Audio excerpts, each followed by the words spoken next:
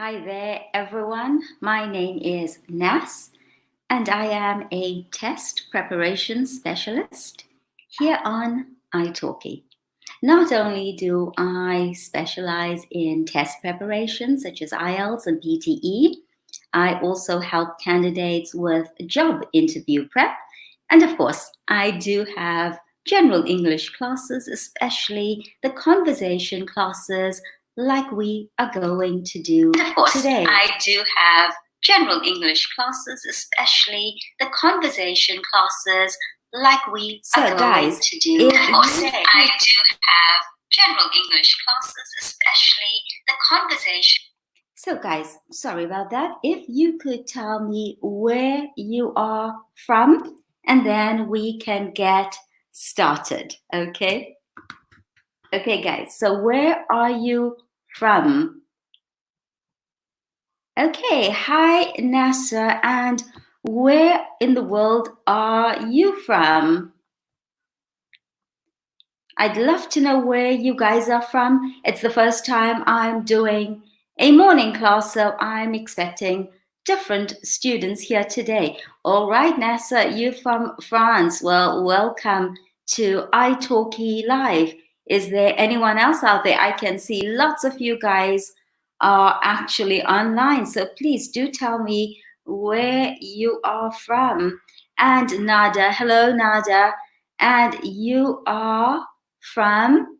Okay, so NASA, you are close to Geneva. Fantastic. And anyone else out there who'd like to share where they are from? Okay, so guys, while we wait for the rest of the students to join and for the comments to come through, I'm going to start with a few true-false questions. And hi, Serena, you're from Italy, from Rome. Wonderful, one of my favorite cities in the world. I love Rome. I've been there, I think, 3 or 4 times. Absolutely love it. And Pavel from Ukraine, welcome. And Serena, I've done Serena already.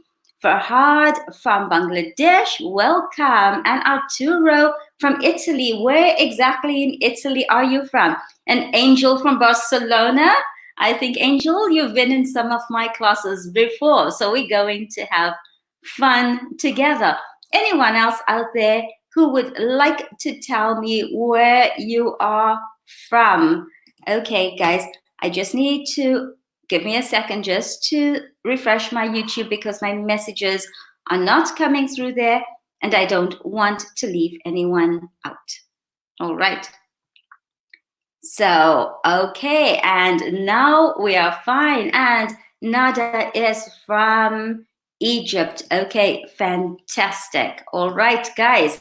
So this morning, we are going to start with a few true-false questions about me. And those of you who have been in my classes will already know some of the answers. But let's do it for the newbies. All right, are you ready? Let's do this. We'll start with you, are you a morning person or a night owl? Now, I have to tell you that I don't usually do morning classes.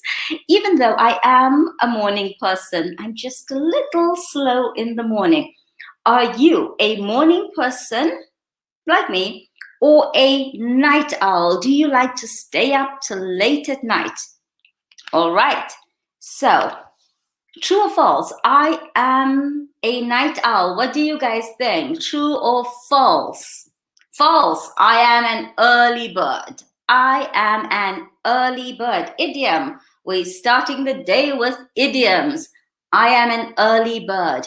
I wake up really early. I wake up at the crack of dawn. What about you? Are you an early bird? Do you wake up at the crack of dawn like I do? Or are you a night owl? So tell me in the chat. Don't worry if I move on to the next slide. You guys just keep typing away and I will get to the comments. And I do try to include everyone. Next question. I live in South Africa. True or false? I live in South Africa where we speak or where we have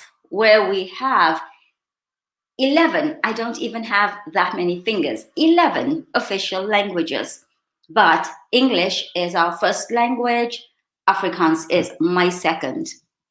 False! I was born in South Africa, yes, but I now live in Antalya, in Turkey. And you, where are you from? Okay. And my third, true or false?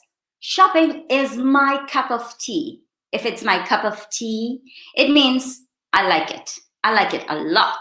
Shopping is my cup of tea. True or false? Yes, it's true. I'm guilty. I am a shopaholic. I really shop up a storm during the summer sales. And what about you? So guys, we have done a few idioms already. Let's just go back and have a look at them. So, night owl, you like to stay up until late at night. Or an early bird, you wake up really early at the crack of dawn. If I have any IELTS students here, these idioms are going to help you in the test, so please use them. All right. And the next one, my cup of tea, I really enjoy it. All right, so what about you? Let's put our answers in the chat and let me see what you guys have to say. Okay, and Angel, you kind of knew all of the answers. Okay, because you know me. And Gna, hi there and welcome. And David, well, welcome. Nada, which one was false? Okay. And David, I am an early bird. Unless it rains cats and dogs, unless it rains a lot. All right. And then you like to sleep in. You like to sleep in. All right. I'm just going to go and check if there are any other comments. I don't want to miss any of you guys. So what about you guys? Are you early birds or are you night owls? Who's an early bird? Okay, Angel, you are an early bird, although you like to watch movies at night. So when you watch movies, you are a night owl. And NASA, you are an early bird. NASA, what time do you get up? If you are an early bird, what time do you get up? Fantastic, guys. So now I'm going to just ask you a few conversation questions. Please interact. Please type in the chat. It makes the lesson a lot more fun. And even if you make a mistake, it's not important. I will correct you and you will never make the same mistake again. All right. So I'm going to ask you a few conversation questions, after which we are going to do some grammar and it's second conditional, but we're going to do it in a fun, interactive way. Now, first question, where is your favorite place to shop? Which shop or which maybe city, but I would go for a shop, is your cup of tea? Which one is right up your alley? Okay, idioms, and this is tailored for the IELTS students, just a little bit. So, where is your favorite place to shop? Okay, Zara is my cup of tea, or Polo is right up my alley, or Versace is my cup of tea, or Gucci is right up my alley. So guys, if you can type in the chat, where is your favorite place to shop? But try to use the idioms. Try to use my cup of tea or right up my alley. All right, guys. Next question. What is one thing you cannot live without? What is one thing you can't live without? The internet, money, or your family? Go ahead and choose one of the answers. And if you have option 4, please feel free to type it in the chat. What is one thing you can't live without? All right. Let's see. For me, this is a tricky question. because I do live away from my family, but the internet helps me to stay in contact with my family and with my friends who are very important to me. So I think probably I can't live without the internet. But having said that, the internet costs money. So this is a tricky question. Let's see what you guys have to say. All right, guys. So Nada is an early bird, and Pavel, you can't stand waking up early. Oh wow, that's between 5 and 5:30. You are part of the 5 a.m. club. Angel, you woke up at 7 a.m. today. Angel, are you in lockdown? And Farhad, your family, okay. And Gna, Miss, I don't know how to say your name. If you can type it in the chat, I'd really like to say it correctly. I can't live without my family. Angel, I couldn't live without my family. Good, good. And David Amani is right up my alley. So I'm going to assume that you are Italian. Okay, and Angel, you are isolated at home for the last month. You are in lockdown. Is everybody else in lockdown? Is everyone in lockdown? We kind of in voluntary on and off lockdown here in Turkey. Okay, let's have a look.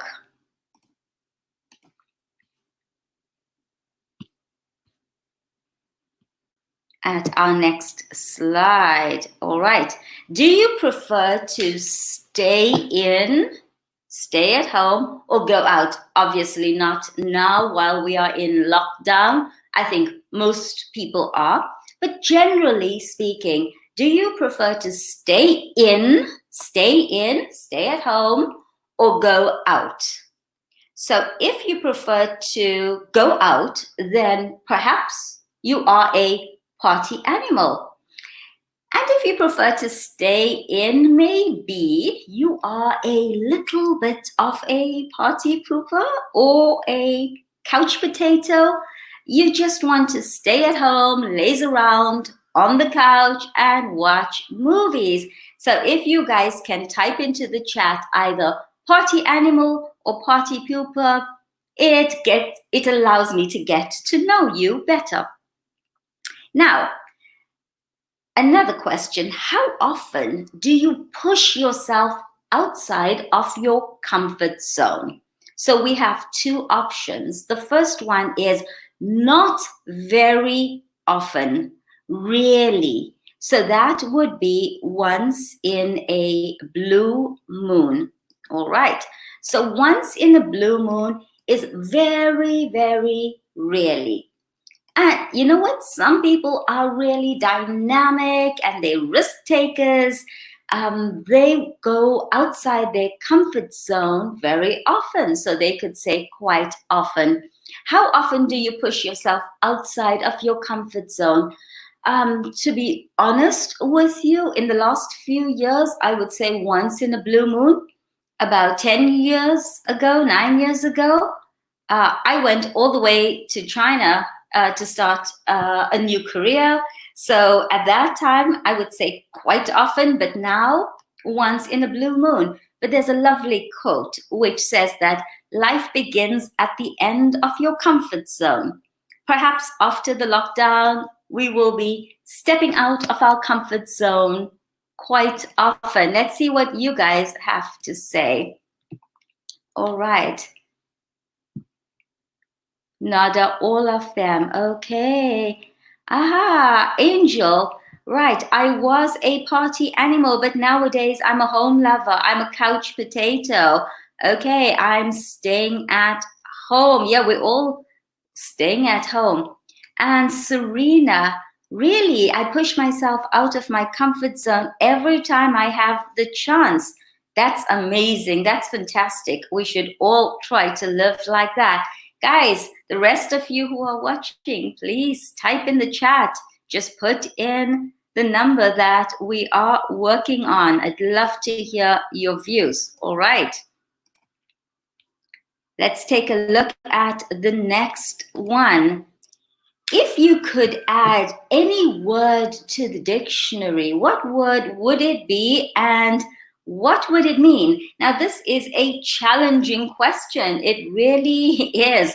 I'm pushing you out of your linguistic comfort zone here.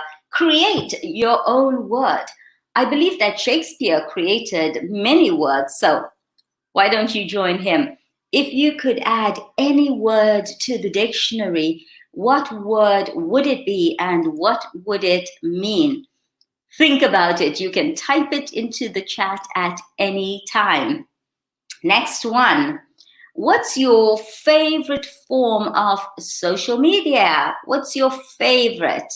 So I really like it. I am pretty keen on. I get a kick out of. I enjoy. I am pretty keen on something. I like it. Okay. I am pretty keen on shopping. Okay. But here we're talking about your favorite form of social media. Also, I get a kick out of. All right. I enjoy. So, what's your answer? What's your favorite form of social media? Well, to be honest, nowadays I am pretty keen on Instagram.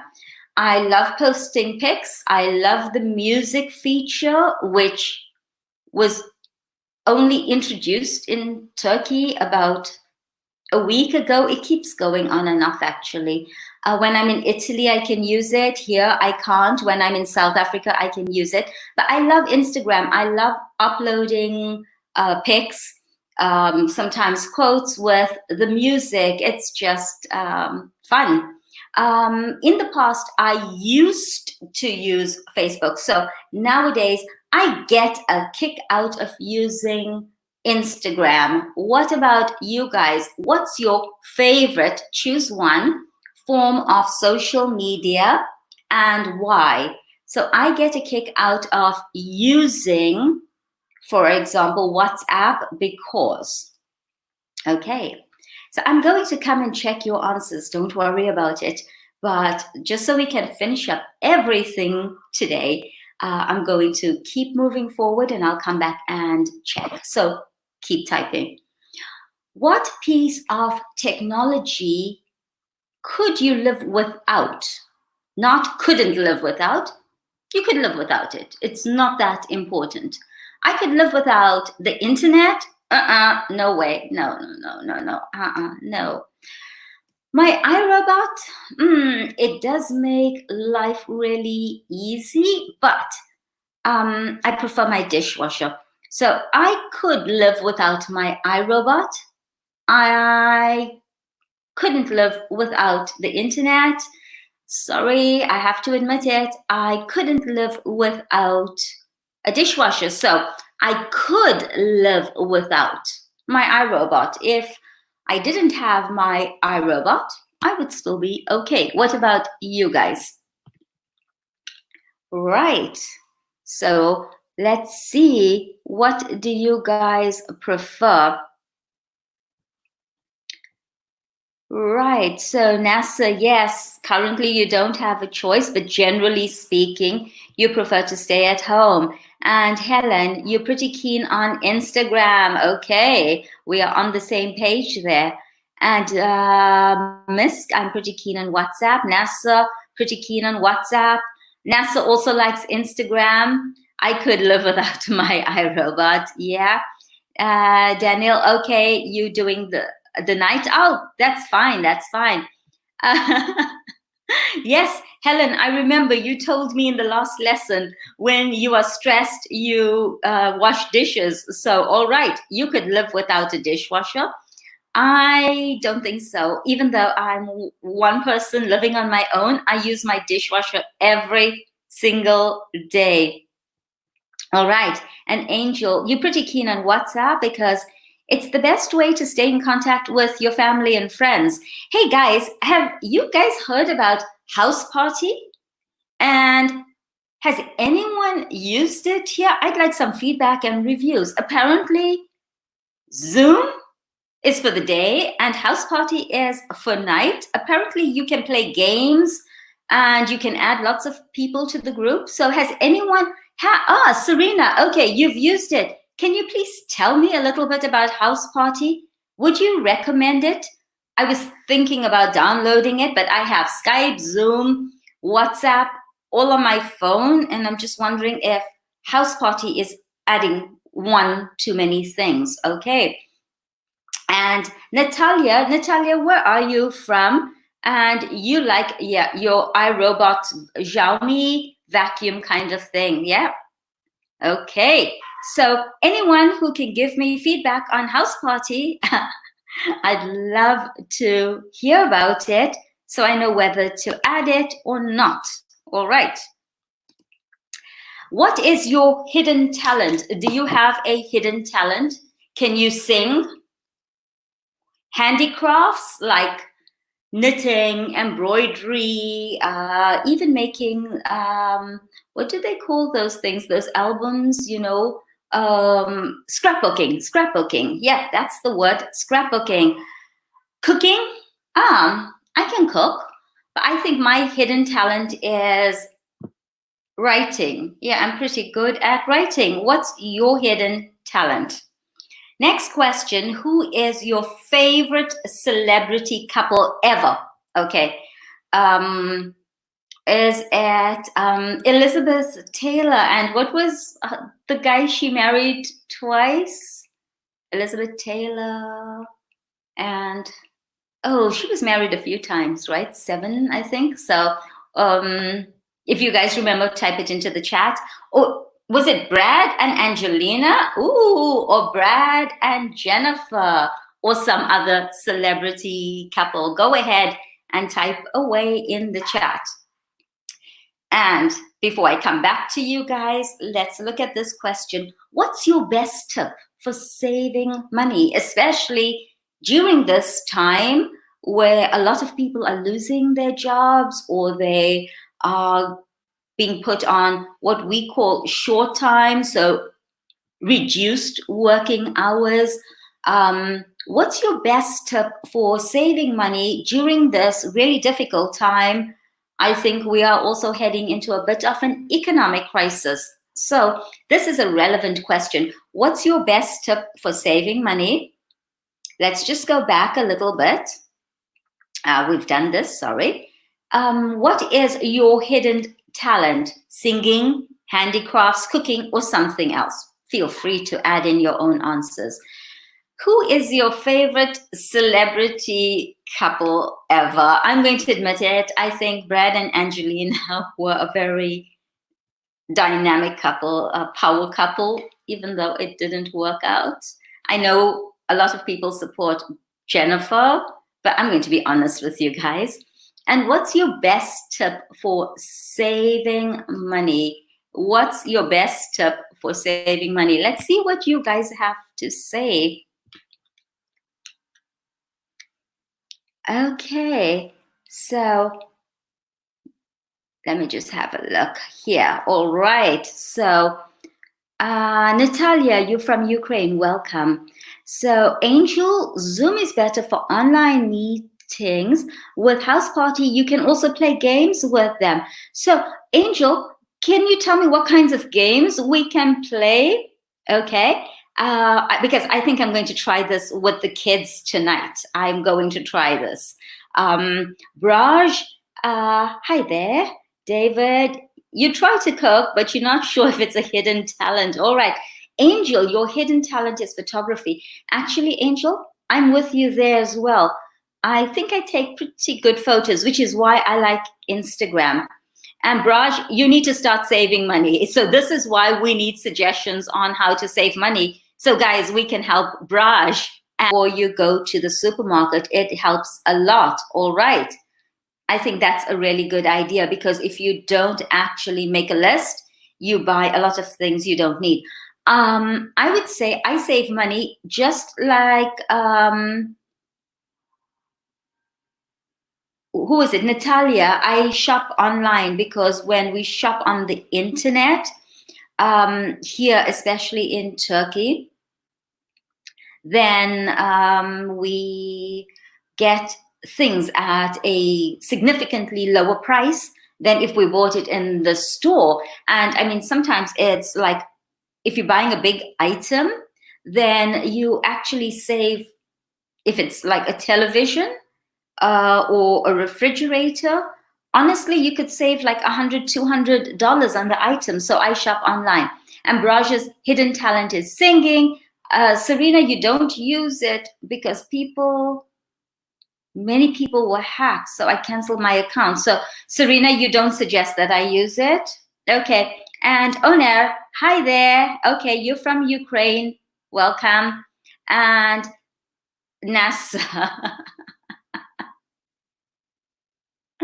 Okay. Well done, Nessa. You and your wife are the celebrity couple. So, okay. Serena, you prefer those. Okay. Yeah. Okay. And Omer, just don't spend money. Okay. Yeah. Natalia, online shopping, you save a lot of money. And Angel, save the same amount every month. Always, yes, at the first of the month before you pay all your bills. I think this was in one of those self-help books, Tony Robbins or someone who said, just put aside 10% of your money. Hi, Nacho, where are you from? And plan different budgets at home. One for shopping, one for technology, one for travel. You know, they also say, have a budget, have a percentage of your budget for fun stuff. And that's a good idea because that way you feel like you are also allowed to have some fun. Okay, you guys are fantastic. Right, let's keep going. I think you may have seen my next question, which is, what's the weirdest thing in your fridge right now? What is the weirdest thing in your fridge right now? Because I live in Antalya and it gets really hot in the summer, I've read that you should keep your perfume and even some of your cosmetics in the refrigerator. So I sometimes in the summer keep perfume in the refrigerator, but not right now because we haven't hit summer yet. All right. And what do you think is the best show on Netflix right now? Go ahead. Type in your answer for what's in your refrigerator and what's the best show on Netflix right now. I have just started watching Money Heist and it's pretty interesting. I'm also a huge fan of Suits because I love the script. I love the lines, especially the ones that Harvey uses. And I do like Frankie and Grace. I think they are very entertaining and the show's different. It's about a different age group with different issues. But I have to choose one, the best, second to none. Please try to write the entire sentence in the chat because it really helps you to use it. And I hope, really do hope, that you use all of this going forward. So I would have to say that for me, Suits is second to none. What about you guys? And the third question, before I come and check your answers, is, do you ever sing in the shower? Like Andrea Bocelli, can you hit the high notes? Do I ever sing in the shower? Never, never. Can I hit the high notes? No way. And let's go back. So what's the weirdest thing in your fridge right now? Second one, which show on Netflix is second to none? I think everyone has Netflix at this point, right? And do you ever sing in the shower? Let's see what you guys have to say. All right.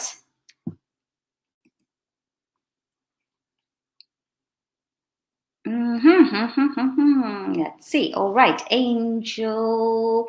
Okay. Hello, Nacho. You are from Spain. Well, welcome. Thank you for joining. Okay, and Angel, you have Card games. Like trivia. Oh, I would love that. And Pictionary as well. Great. There's a drawing also. So, Nacho, you use House Party and you happy with it? Okay.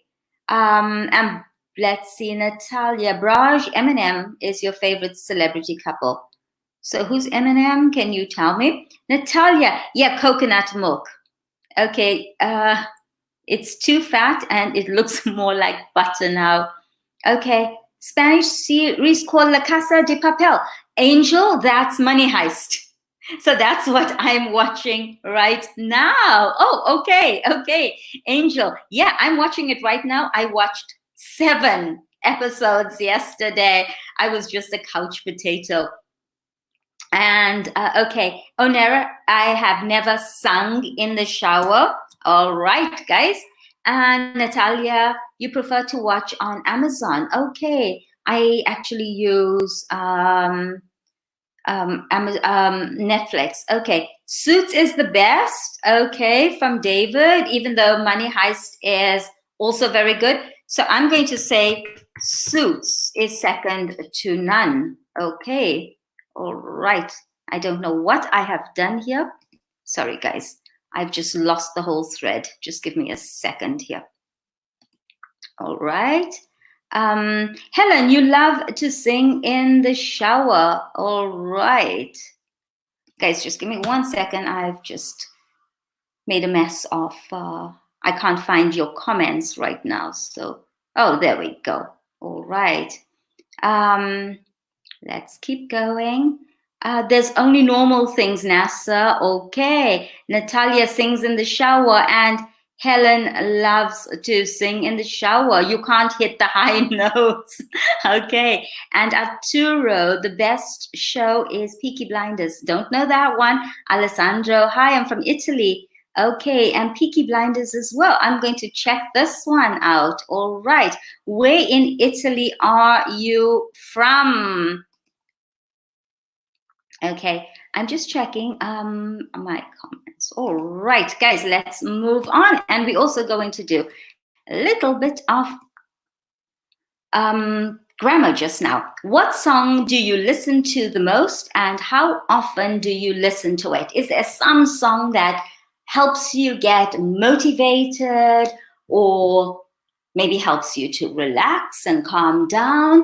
Is there a song that brings back really good memories? What song do you listen to the most?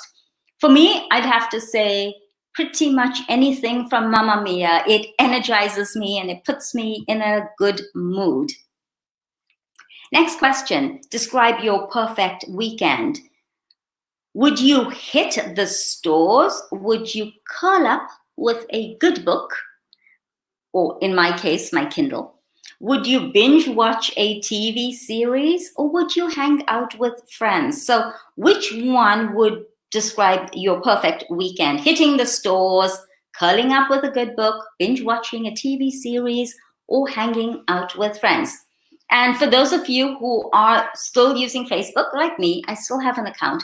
What's the weirdest thing you've seen on Facebook recently? What's the weirdest thing you have seen on Facebook recently? All right. Let's just go back. What song do you listen to the most and how often do you listen to it? Describe your perfect weekend. On my perfect weekend, I would probably curl up with a good book and also binge watch a TV series. But when I'm in Italy, my perfect weekend is hanging out with my friends, eating good food, going hiking, and I'm always on the lake, so it's amazing there. I actually prefer to be out with my friends. What's the weirdest thing you've seen on Facebook recently? And let's throw in one more. What is the best way to make new friends? Do any of you like to make friends on social media? At work? Some people say that your colleagues are not actually your friends. I have to kind of agree, though I do work online and alone. So I don't actually have colleagues except kind of the guys on italki. And by the way, Jeffrey, who runs our stream and is amazing. What about through other friends? So how do you guys make friends? What's the best way to make friends? And let's see what you guys have to say to me. All right. Okay, Alessandro, you are from Naples. I was in Naples in October and I absolutely loved it. I didn't expect to love it as much as I did. I went to Pompeii and I also climbed Mount Vesuvius. It was, oh gosh, it was on my bucket list and I loved it. Okay, and Oner, there are popular singers in Ukraine and heartbeats. Okay, I'm going to have to go and check all of these songs out later. Oh, don't stop me now. Yeah, Angel. Yes, if you listen to that song, you're going to feel really happy and not show anything from the Beatles. Natalia, you like Sting. Oh, Every Breath You Take. Isn't that the one from the movie? No, that wasn't Sting. That was the Robin Hood movie. That wasn't Sting, was it? Oh, okay. Perfect Weekend. Oh no, good books, motivational video on YouTube, and board games with my friends. Okay, and jogging. Okay, Natalia. Oh yes, I agree with you, Natalia. I've said this. When we see our friends again, that hug is going to be the longest, tightest hug ever. We're really going to hug people.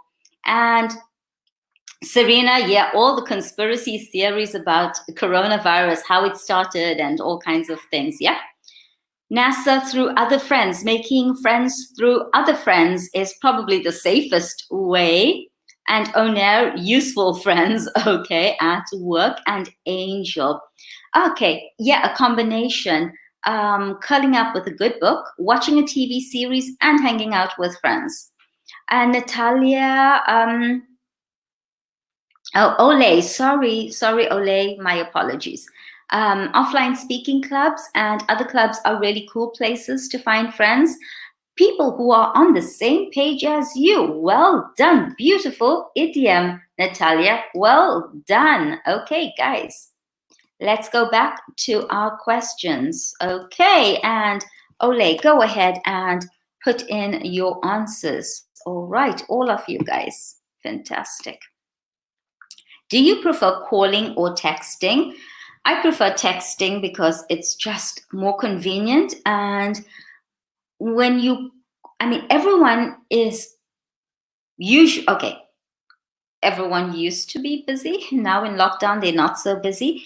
But just generally speaking, if you call someone, arranging a time that's convenient for everyone, it's not always easy. I prefer texting because the person can respond when they are free and you're not disturbing them in any way. Okay, do you guys have any phobias?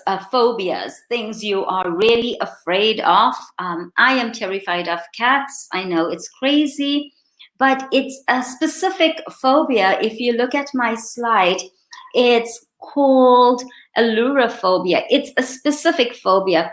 It's an irrational fear of cats. Now, that's exactly it. I'm not afraid of cats because a cat has attacked me or scratched me, or no, it's just a completely irrational, inexplicable, unexplainable fear of cats. So, do you guys have any phobias? Also, when you were a kid, when you were a child, what did you want to be when you grew up? So, what did you want to be when you were a child? Probably an adult, a writer, a pilot, maybe something else. So, also, what has always been your dream job? And I would have to say, yeah, that's me, writer. I never thought about being a teacher, a writer, because I really love the English language. I also played around with the idea of being a lawyer.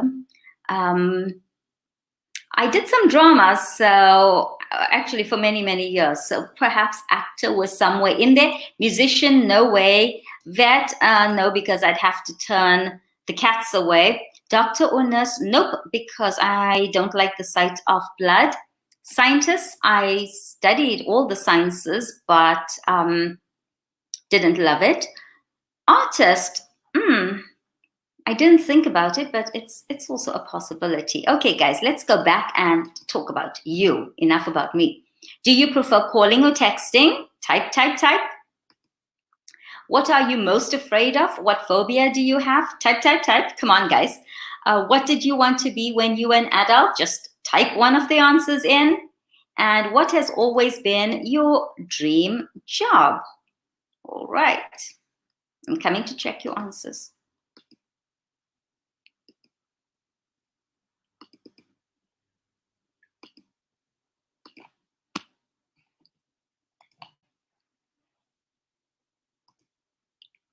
Okay.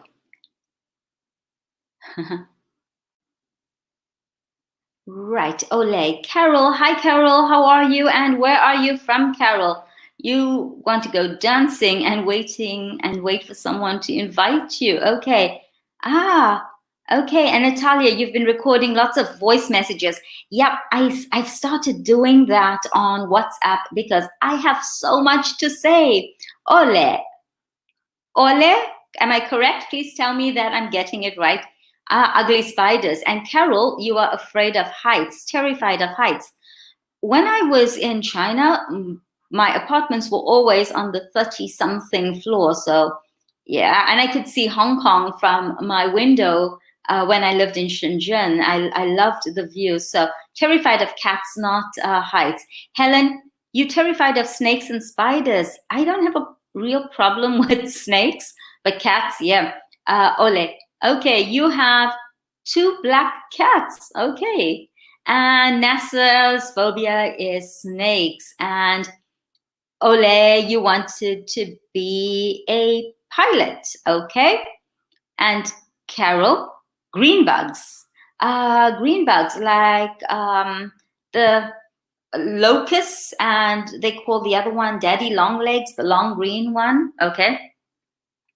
Oops. Okay. Natalia, you are terrified of robbers and maniacs when you come home late at night. Is that a real problem where you live? And Natalia, Carol, you would like to be a writer. Yep, that's a good one. Ole, dream job, to become a specialist in IT. And NASA, your daughter would like to become a nurse. Okay. And Natalia wanted to be a singer. Angel, yes, calling is more personal than texting, but I just feel like I kind of will disturb someone who's busy. All right. Carol, you are from Venice. Okay, fantastic. I was in Venice in February, I think February the 11th to be specific, because I was there for Carnivale. I've been to Venice many, many times. Absolutely love the city, and I plan to go back as soon as your country opens up. I will be on the first flight to Italy. I miss my friends. I miss your country very, very much. And NASA, it depends on the situation. Yes, good answer. If you're just going to give information, you send a text message. But if you want to have a conversation, yep, you call. And Natalia, you have a good imagination. Okay. And green bugs like beetles and, oh gosh, they smell bad. Okay. Carol? Ole, yeah, that's a good question. Carol, is the water really as clean as we are seeing on Instagram? And are there really dolphins in the Grand Canal? I think they're exaggerating a bit, but I'm pretty sure that things are much better. All right, 3 quick questions before we do our conditionals. How did you spend your last birthday? 1, nothing special. It was run of the mill. And for those of you who are stuck in lockdown during your birthdays, I'm really, really sorry. You can celebrate after. Or I painted the town red with my friends. So my last birthday, I was actually in Italy. And so I wouldn't say I painted the town red, but I had a really good time with my friends. I went to a beautiful restaurant in Bellagio for lunch, and I had a fantastic day. I think it's important to spend time with friends and family. And what are the top 3 things on your bucket list? Things you would like to do before you die. Before I die, I would like to see Italy again. I would also like to maybe do a yoga meditation course in India. And what else would I like to do? Oh, I would like to go to St. Petersburg as soon as possible. I really want to visit the city. Next one, what always calms you down when you are really stressed out and upset? So if I am stressed, chatting with a friend calms me down. And this is a 0 conditional. It's always true. It's a habit, it's a routine, it's always true. So you're 0 conditional. So when I am stressed, every time that I am stressed, always 0 conditional. Taking a walk calms me down. Actually, that's true. And I walk for a long time, 10 kilometers, 12 kilometers, and I come back calm, exhausted and calm. Drinking tea, because I'm English, we drink tea to relax, to calm ourselves down. Chatting with a friend also calms me down. So let's get some quick answers here. How did you spend your last birthday? Nothing special. It was run of the mill. It was ordinary. It was run of the mill. Or I had a great time. I painted the town red with my friends. That generally happens when I'm in South Africa. Okay. What are the top 3 things on your bucket list? Before I die, I would like to. 1, 2, 3. And what calms you down when you are upset? And this is your 0 conditional. Grammar time. Okay. If I am stressed, taking a walk calms me down. Chatting with a friend also calms me down. It always works, okay? So 0 conditional is used for facts and for things that are always true, right? And then in our next slide, we're going to do our second conditional, kind of my favorite conditional, because it's all about imaginary situations. And for those of you who have a good imagination, this is actually fun. But first, let's look at your answers for the last ones. And then we're going to go quick through our conditionals. All right. Yeah, so Carol, my last birthday, you had a huge party with 30 friends and you cooked them Italian food like tramezzini and pizzette and of course a big tiramisu. Okay.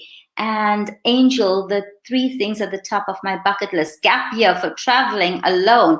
Yes, I'm on board with you. I love traveling alone. Living abroad in an English-speaking country and to run your own business. Okay.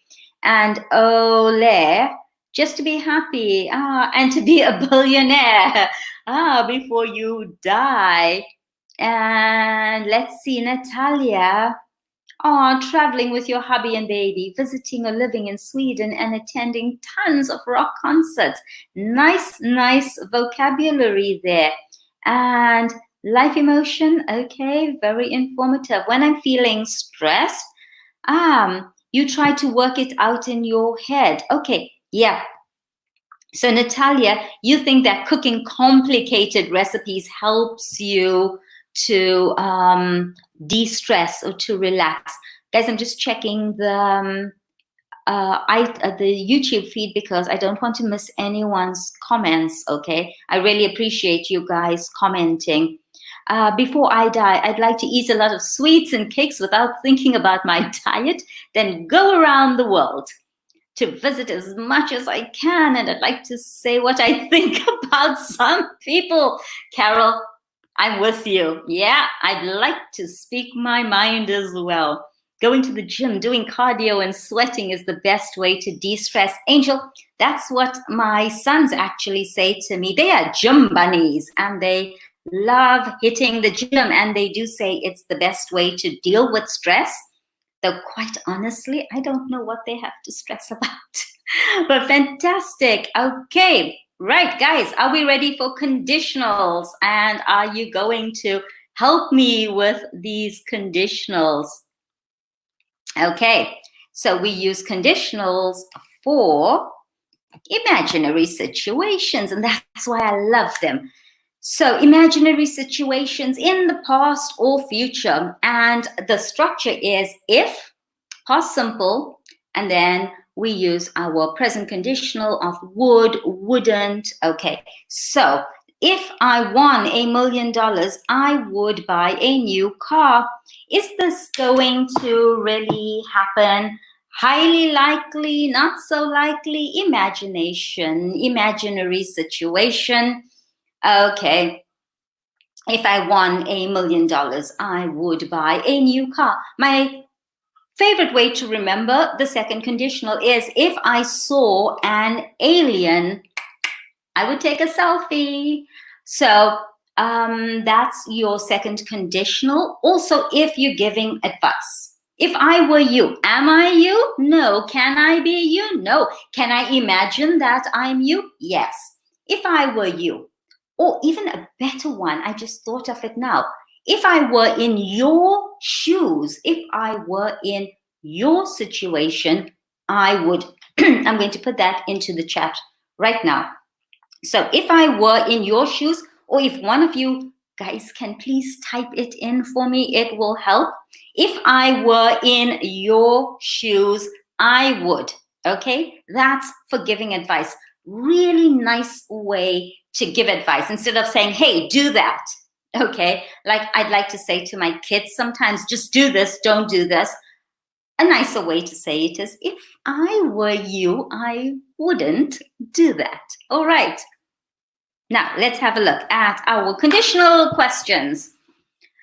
Which celebrity would play you in a movie about your life? So, if there were a movie about my life, who would play me? So, guys, who would play you in a movie about your life? Next question, if you could go anywhere in the universe, imaginary, right? I don't think you can go. Even if you could go to Mars, it's pretty expensive. Where would you go? If you could go anywhere in the universe, where would you go? Okay, and let's see. What is the one thing you would really like to own? If I could own anything in the world, I would love to own. Okay. If social media didn't exist, it does exist. Let's imagine if social media didn't exist, what would happen? Okay, let's go back quickly to help you guys just remember what the questions are. So, if there were a movie about your life, who would play you? Which actor or actress would play you in a movie? Guys, try to write the full sentence in. If there were a movie about my life, Eva Longoria would play me because I think we have the same crazy personality. Okay, if you could go anywhere in the universe, where would you go? What is the one thing you would really like to own? If I could own anything in the world, imagine, now or in the future, I would love to own a private island with really, really good internet. Okay. And let's imagine that social media did not exist. If social media did not exist, I would feel more connected. Feel disconnected from people. I would have more free time.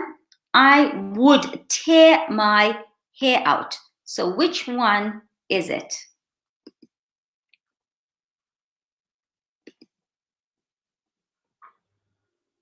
So I'm just going to check your answers really quickly. Okay, let's see what you guys have to say.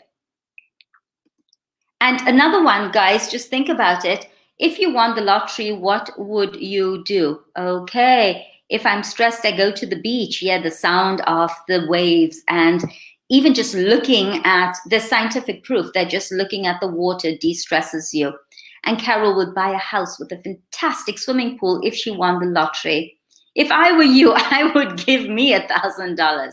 If I were my ex-boss, I wouldn't fire me. Good job, guys. If there were a movie about my life, it would be Uma Thurman. Aha.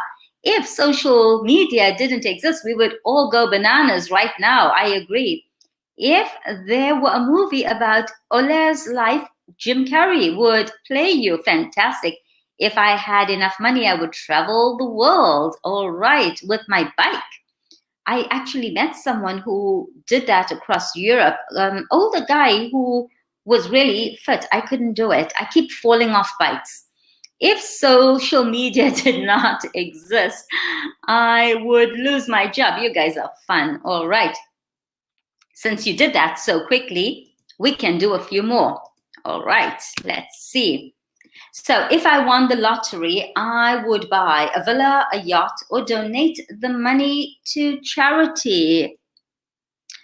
If I could invite one famous person to dinner, I would invite George Clooney, Elon Musk, or Oprah Winfrey.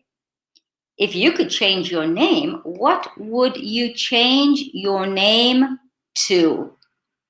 And if you were famous, what would you be famous for? Oops, sorry guys, I don't think I'm actually sharing my screen with you. My apologies. Oops. Okay. Right, sorry guys. Let's go back.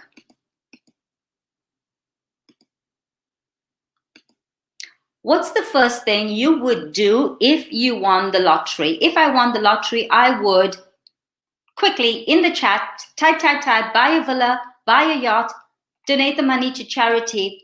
Okay, I'm going for 1 and 2. I'm greedy, okay?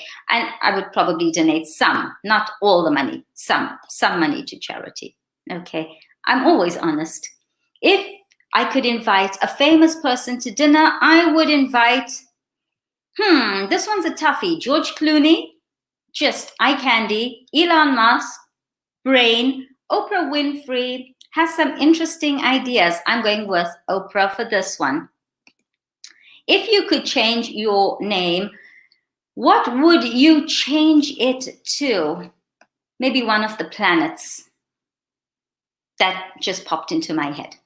If you were famous, what would you be famous for? I would be famous as a writer. So guys, quick.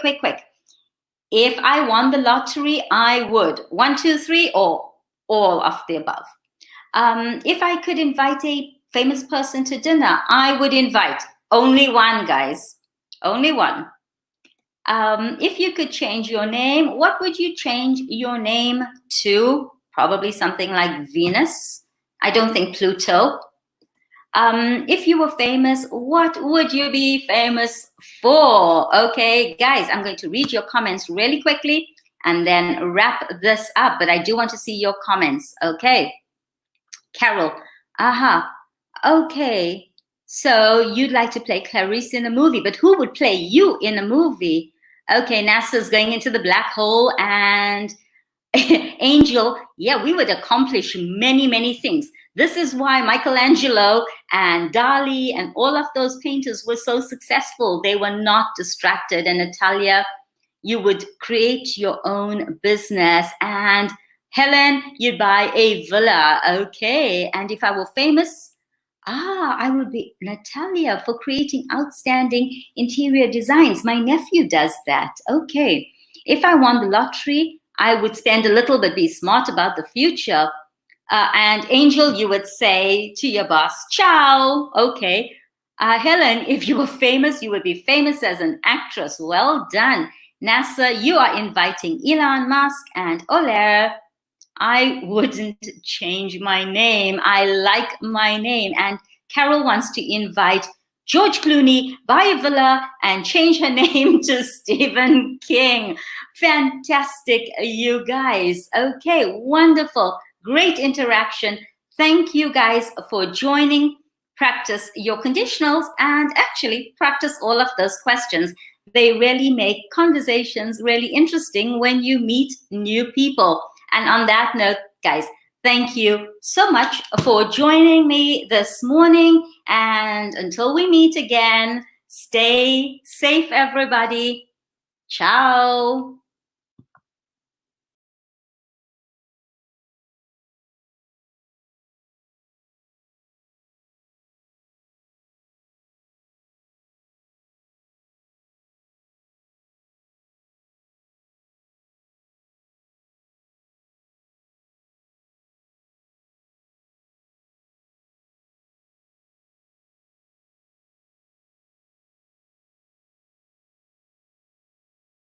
Practicar idiomas de manera instantánea conectando a usuarios disponibles en todo el mundo. Con Lingvi encontrarás personas nativas dispuestas a ayudarte a practicar el idioma que desees aprender. Los usuarios con tiempo libre se mostrarán disponibles para recibir llamadas y de esta forma ganarán recompensas ayudando a otros usuarios. Así es como conectamos personas de forma colaborativa y gratuita en nuestra aplicación. Únete a nuestra comunidad, haz nuevos amigos y mejora en todos los idiomas que quieras. Descarga Lingvi y practiquemos juntos.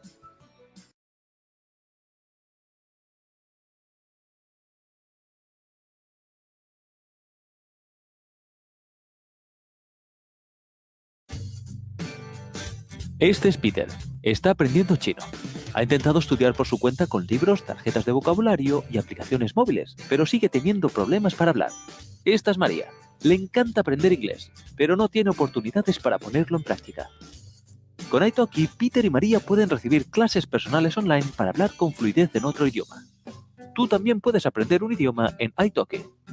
Empieza hoy en 3 simples pasos. Primero, elige un idioma. Inglés, alemán, chino, francés, japonés. Italki tiene profesores para cualquier idioma. Segundo, escoge un profesor. Con Italki puedes escoger entre miles de profesores con experiencia de todo el mundo. Tercero, elige el horario de tu lección. Las clases de idiomas online son el mejor método para aprender con profesores nativos. Con Italki tendrás un profesor de idiomas personal y conversaciones reales con hablantes nativos. Cada día miles de personas aprenden con profesores internacionales a través de italki. Encuentra un profesor hoy y domina el idioma de tu lección.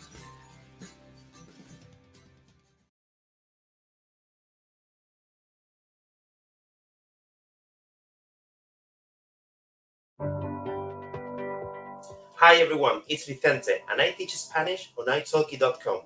And today we will be talking about 3 grammar rules to follow when you start learning Spanish. The first one is that, as you have already heard, Spanish verbs are always conjugated.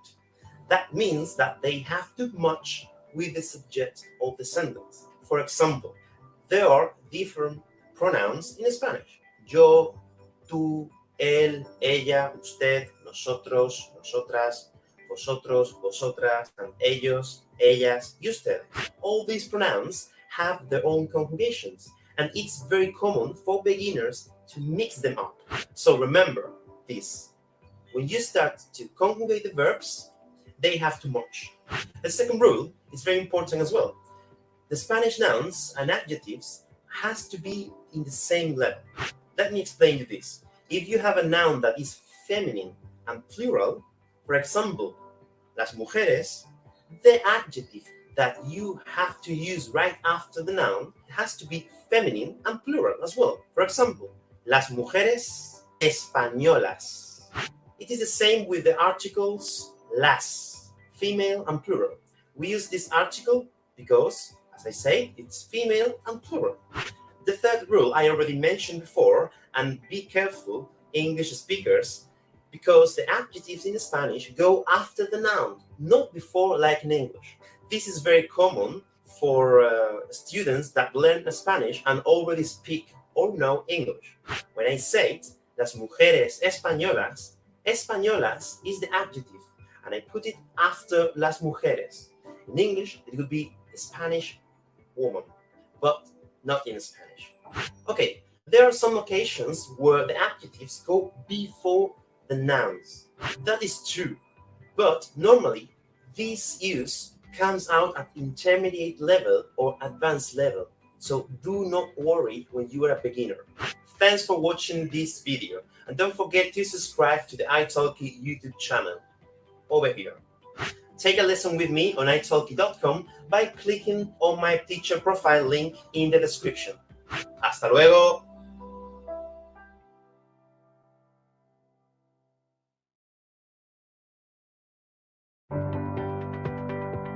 Hi everyone, it's Vicente and I teach Spanish on italki.com, and today I will be talking about 7 Spanish words that are similar to their English counterpart. These words are also known as cognates. What a cognate is? A cognate is a word that has the same linguistic derivation that another word, and it looks similar, and when you pronounce it, it sounds almost the same. And here I will give you 7 cognates so you can use them in Spanish as well. The first one is alcohol in Spanish. Guess you know what it means because it sounds pretty similar than in English, doesn't it? Number 2 is conclusión. This one has a different pronunciation in Spanish, but you will understand definitely when you start learning Spanish. Number 3, hobby. This one is completely similar. We basically took this word from English. Number 4, individual. Of course, it's the same word, just different pronunciation. The next one, number 5, is piercing. Yes, we use this word with the same pronunciation and meaning. Next one, number 6, is informal. I like to use this one in my lessons to explain ways to greet and say goodbye because it's similar in English and is a word that the students understand very quickly. And the last are some words related to sports. If you're learning Spanish and you like sports, you're lucky because most of the words are cognates like football, tennis, baseball, volleyball, hockey, water polo, golf, surf, and so on. As you can see, almost all sports are cognates. So, talking about your hobbies should not be difficult. As you can see, there are many, and I would like to remember you that there are hundreds of cognates, and if you check them, you can be ready to your first Spanish lesson. Thanks for watching the video. Don't forget to subscribe to the italki YouTube channel for more tips on learning Spanish. Take a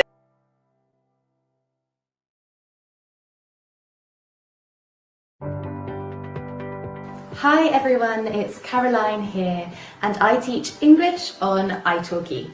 Today I am going to be talking about business idioms or idioms you might hear in your office or in your workplace. A student asked me a really good question the other day. He asked me whether, because I'm a native English speaker, do I know every single idiom? And the answer is no. Idioms are phrases or expressions that come from a particular place or a particular age group. So idioms are different in the UK to idioms in the United States.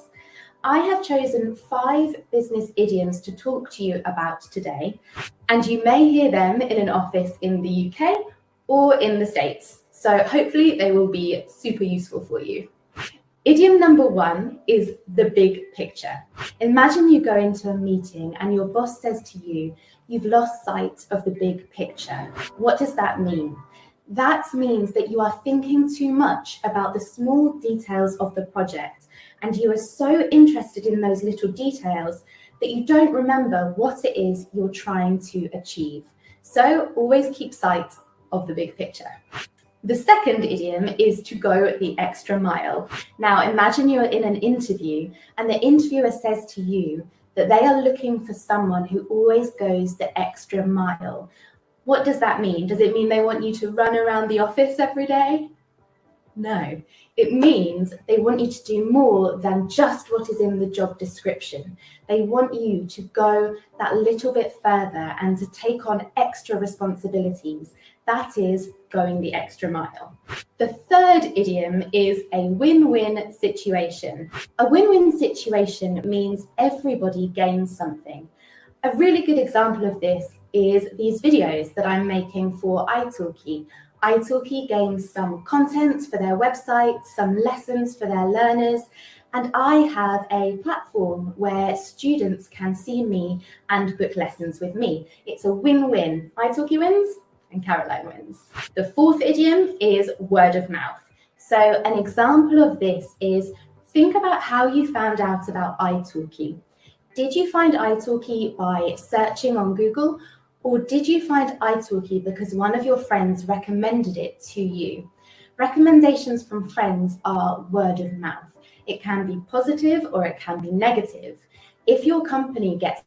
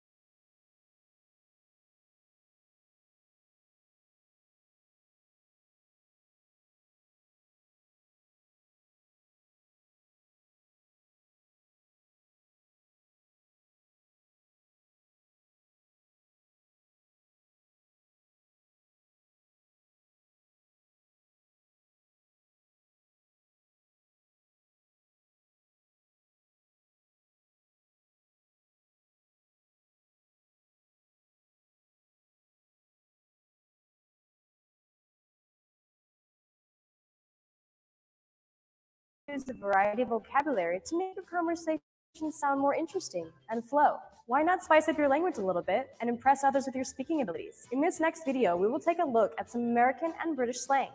Number 1, American. John Hancock. John Hancock. So that's a person. It's a name of a person, yes. And it's American slang. What do you think of these? I just got John Hancock. Does it mean that I'm wasted? Certainly not. Give me an example. Okay, so can I please have your John Hancock at the bottom of this paper? Come on, you gotta get it now. Is it a signature? Yes, you got it! That was easy. Awesome. Number 1, British. Peak. What does peak mean? Like, taking a peek. No, that's Sorry, that's not taking a peek. That's not slang. This is taking a peek. But that's just like taking a peek. That's not slang. Oh. Like in a slang Like context. the peak of a mountain? That's not slang, that's actually Yeah, that is the peak of a mountain. I don't know, tell me. Okay, let me give you an example. So say you go out one night and you lose your purse, your keys. Is it like the most horrible situation you can be in? Yeah, exactly. You'd be like, that's so peak.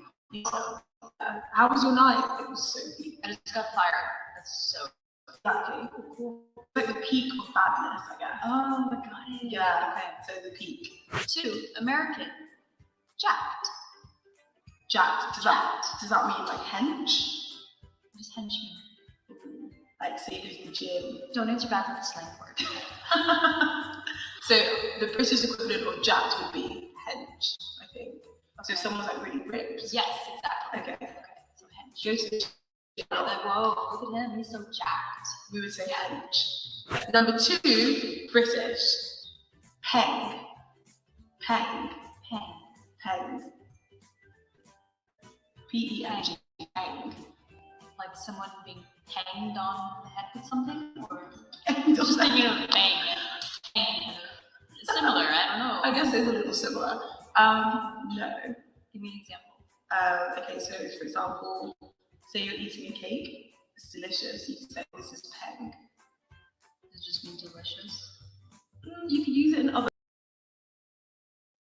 Hello, good morning. Buenos dias para todos. This is Adriel tuned in with you for another session with italki.com/italki.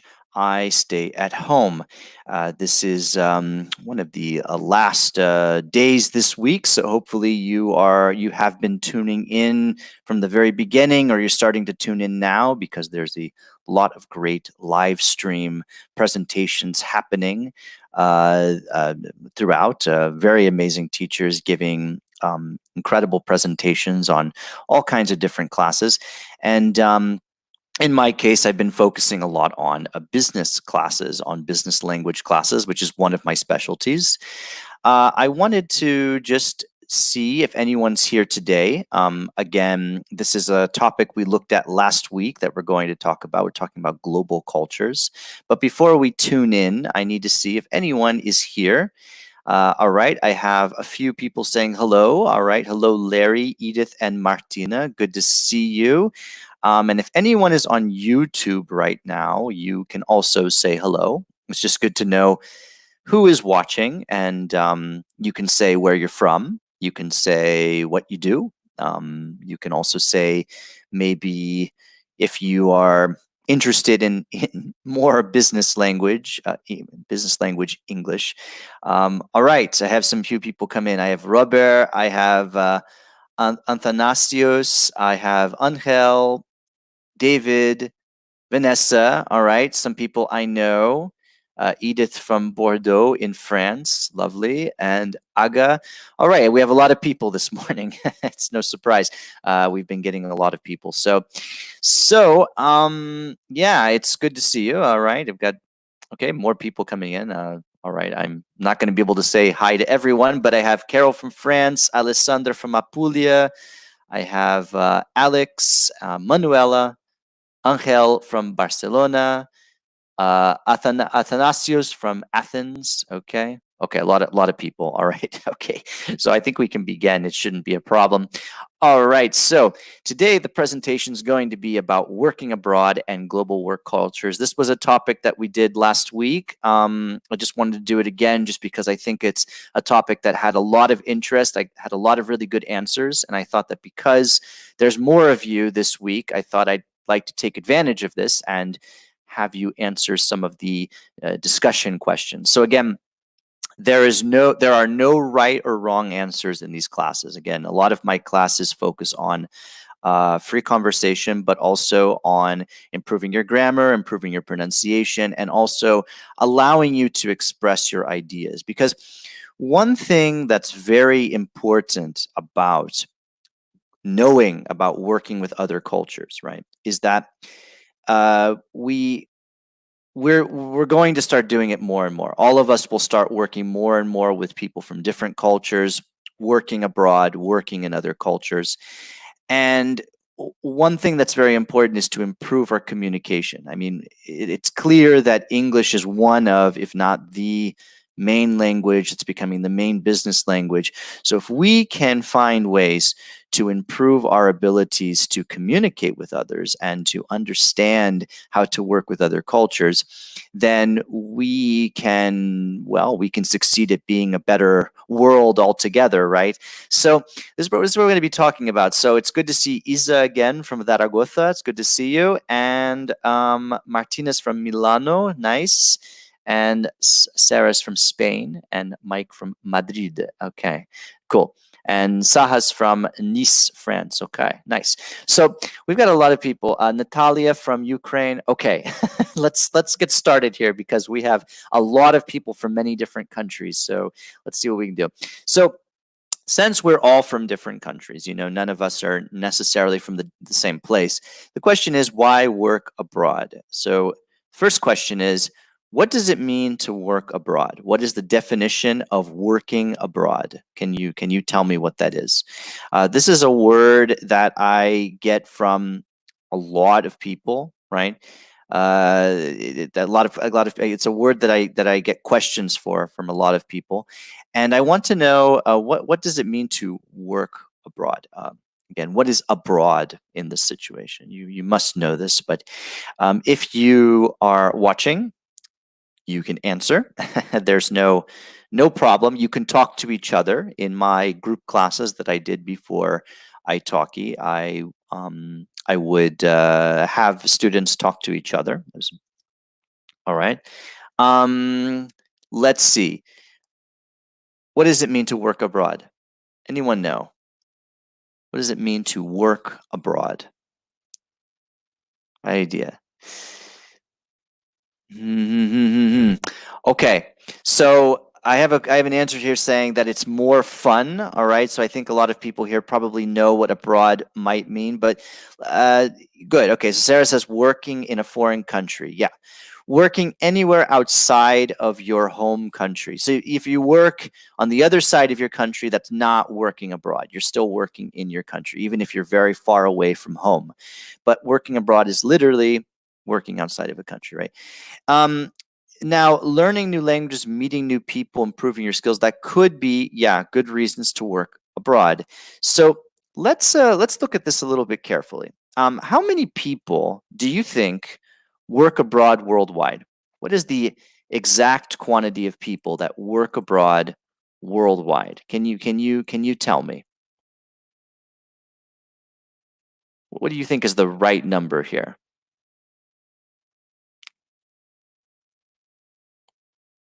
How many people in the world, right?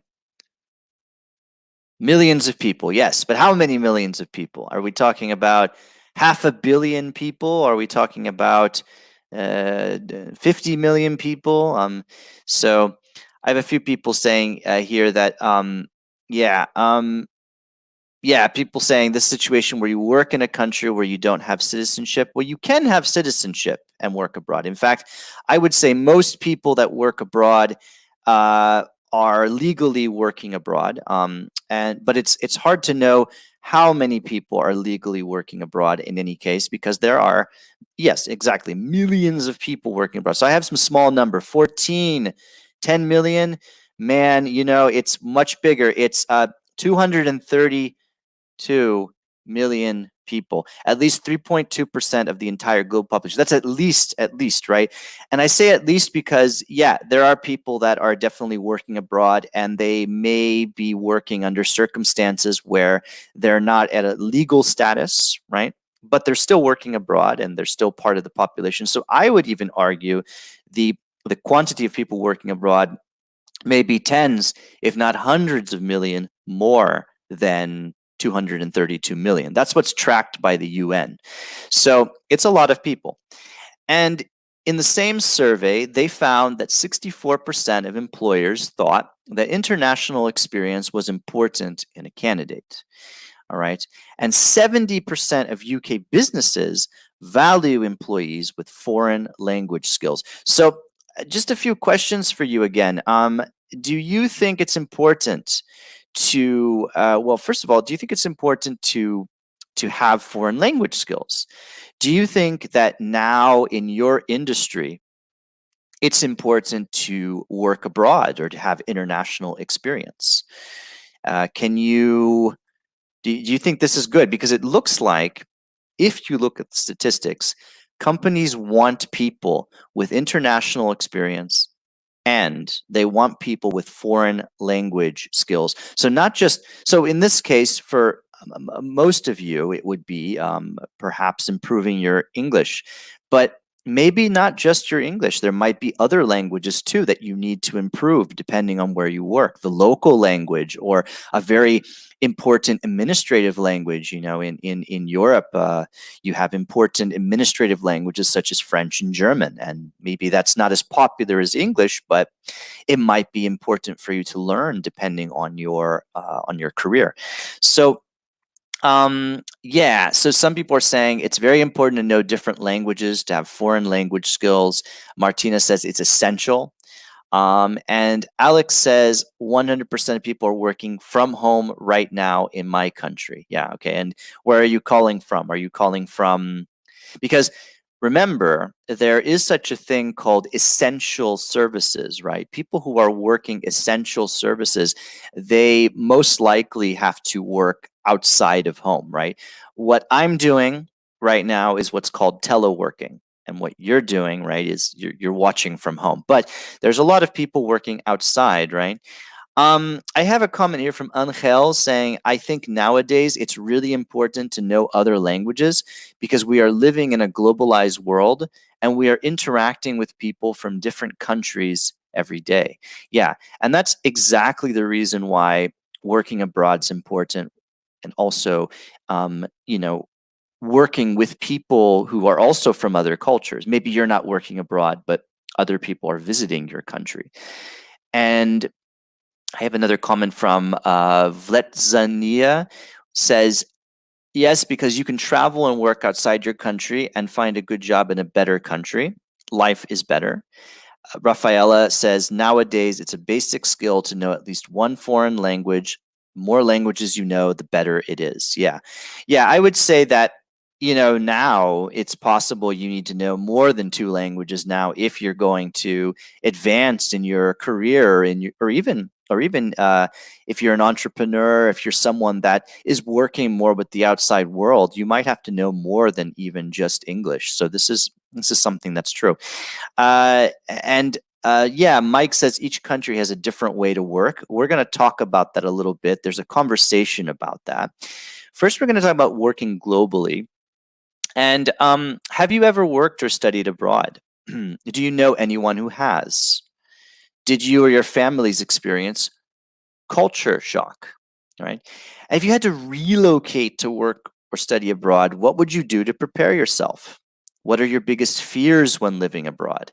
These are a few very honest questions that you can ask yourself when you're talking about working abroad. Again, just a few things, right? What can you tell me? Like, have you ever worked or studied abroad, and have you experienced culture shock?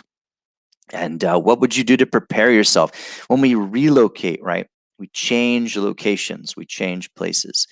You can tell me a little bit about some experiences in the comments. You can also, you don't have to answer every question. You can also talk about your biggest fears. You can talk about your the things that you think are difficult about living abroad. There's a few things you can talk about it, even if you think or you haven't experienced it. So you can use the comments.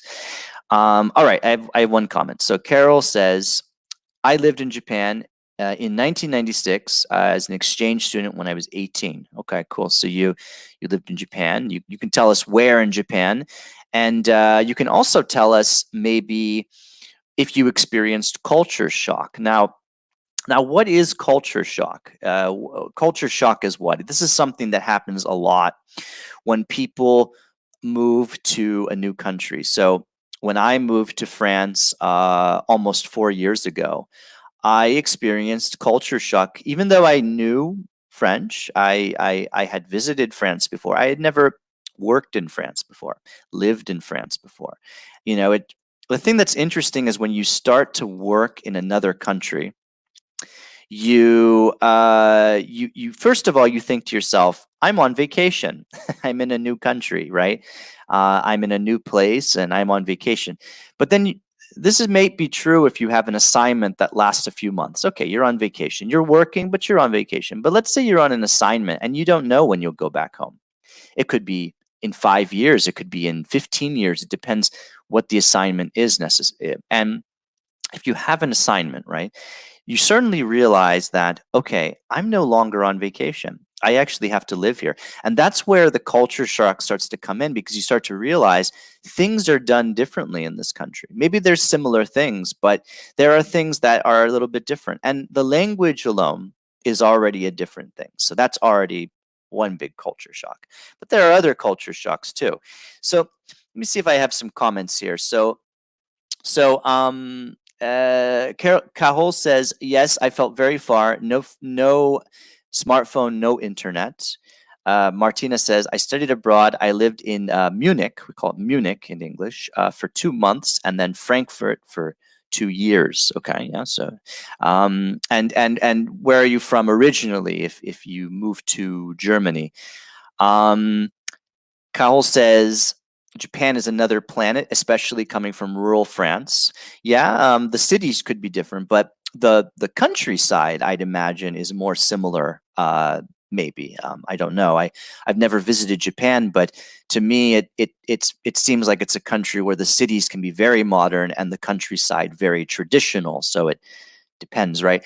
Aga says, my friend from Poland, Western Europe, IT industry, went to India to meet his new team, and he experienced culture shock because of the work culture, food, and lifestyle there. Yeah. Vletzania says, my best friend lives in France now, and she is, you would say, maybe in nursing, you can say in nursing, or works as a nurse, right? Let's see. Cajol says, I chose to go. I'm curious and open, so I survived, but I have a few anecdotes of things gone wrong because of the culture. So you learn. Yeah. Vledsania says, culture shock. My friend told me she has learned many French words, but when she arrived in Paris, she was a beginner and could not speak any French words. Yeah, exactly. So you might be able to learn the language a little bit. I mean, definitely when I visited the Czech Republic almost 2 years ago, I learned 20 words of Czech, just to be polite and just to learn, in case. And there was some situations where I actually had to use Czech to do things because some people didn't speak English in the markets, for example. So you never know where you'll have to learn the language. You might go somewhere, oh, everybody speaks English there. Well, I don't know. I mean, you might meet someone that never learned it or they didn't have the opportunity. So it's good to also learn some of the basic words because it shows a little bit of respect, right? But it also maybe facilitates communication, right? I mean, sometimes it's easier than just doing hand gestures, right? So I have a few comments here on YouTube. From Angel, I haven't been working abroad, but I would like to someday. I have some friends who have done it, and they always say it's the best way to open your point of view of life. Yeah, to you can say also open your perspective, right? Have a more open point of view. And Antonio says, I should be in France right now doing an internship, but I haven't been able to because of the COVID-19 outbreak. Yeah, unfortunately, a lot of people are going to miss an opportunity to work or study abroad right now. I have a student that was supposed to move to the United States, but nope, not going to happen for a while. And in fact, today, the United States immigration was suspended. That was pretty shocking to stop the entry of people. But, at the same time, it's the borders are closed anyways everywhere. So there's not much movement going on for a while.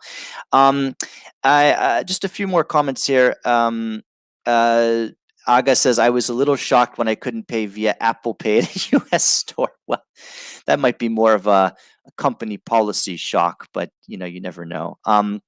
Yeah, so culture shock, again, it's about strong accent, could be prices, it could be the culture itself.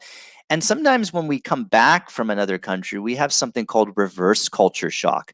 And that's when we're used to new things, we're used to new habits that we gained in our new country. And then we go back to our old country and we're shocked because we forgot that's how things are done. So it's called reverse culture shock. It's true. It's a real thing.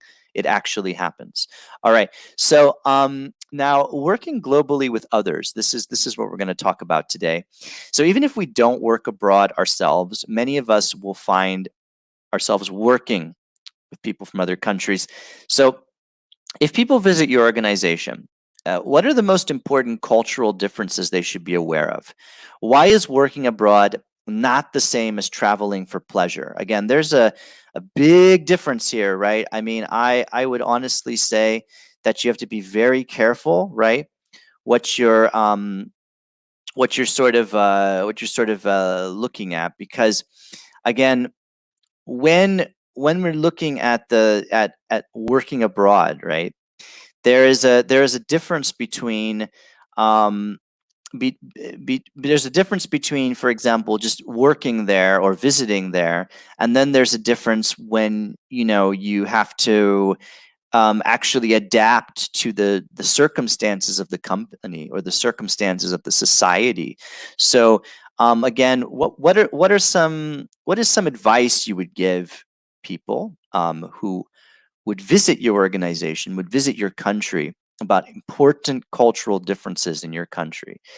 And again, why is working abroad not the same as traveling for pleasure? Can you give me an example why? Can you tell me why? Just as a maybe quickly in the comments, you know?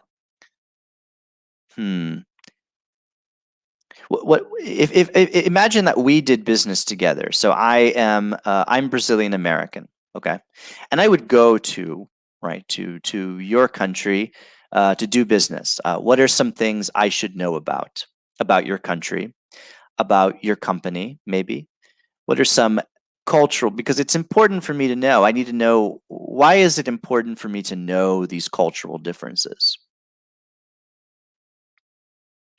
Okay, so no answers yet for the questions, but I do have a comment here from Sarah that says working abroad needs life adjustments. Okay, that's good.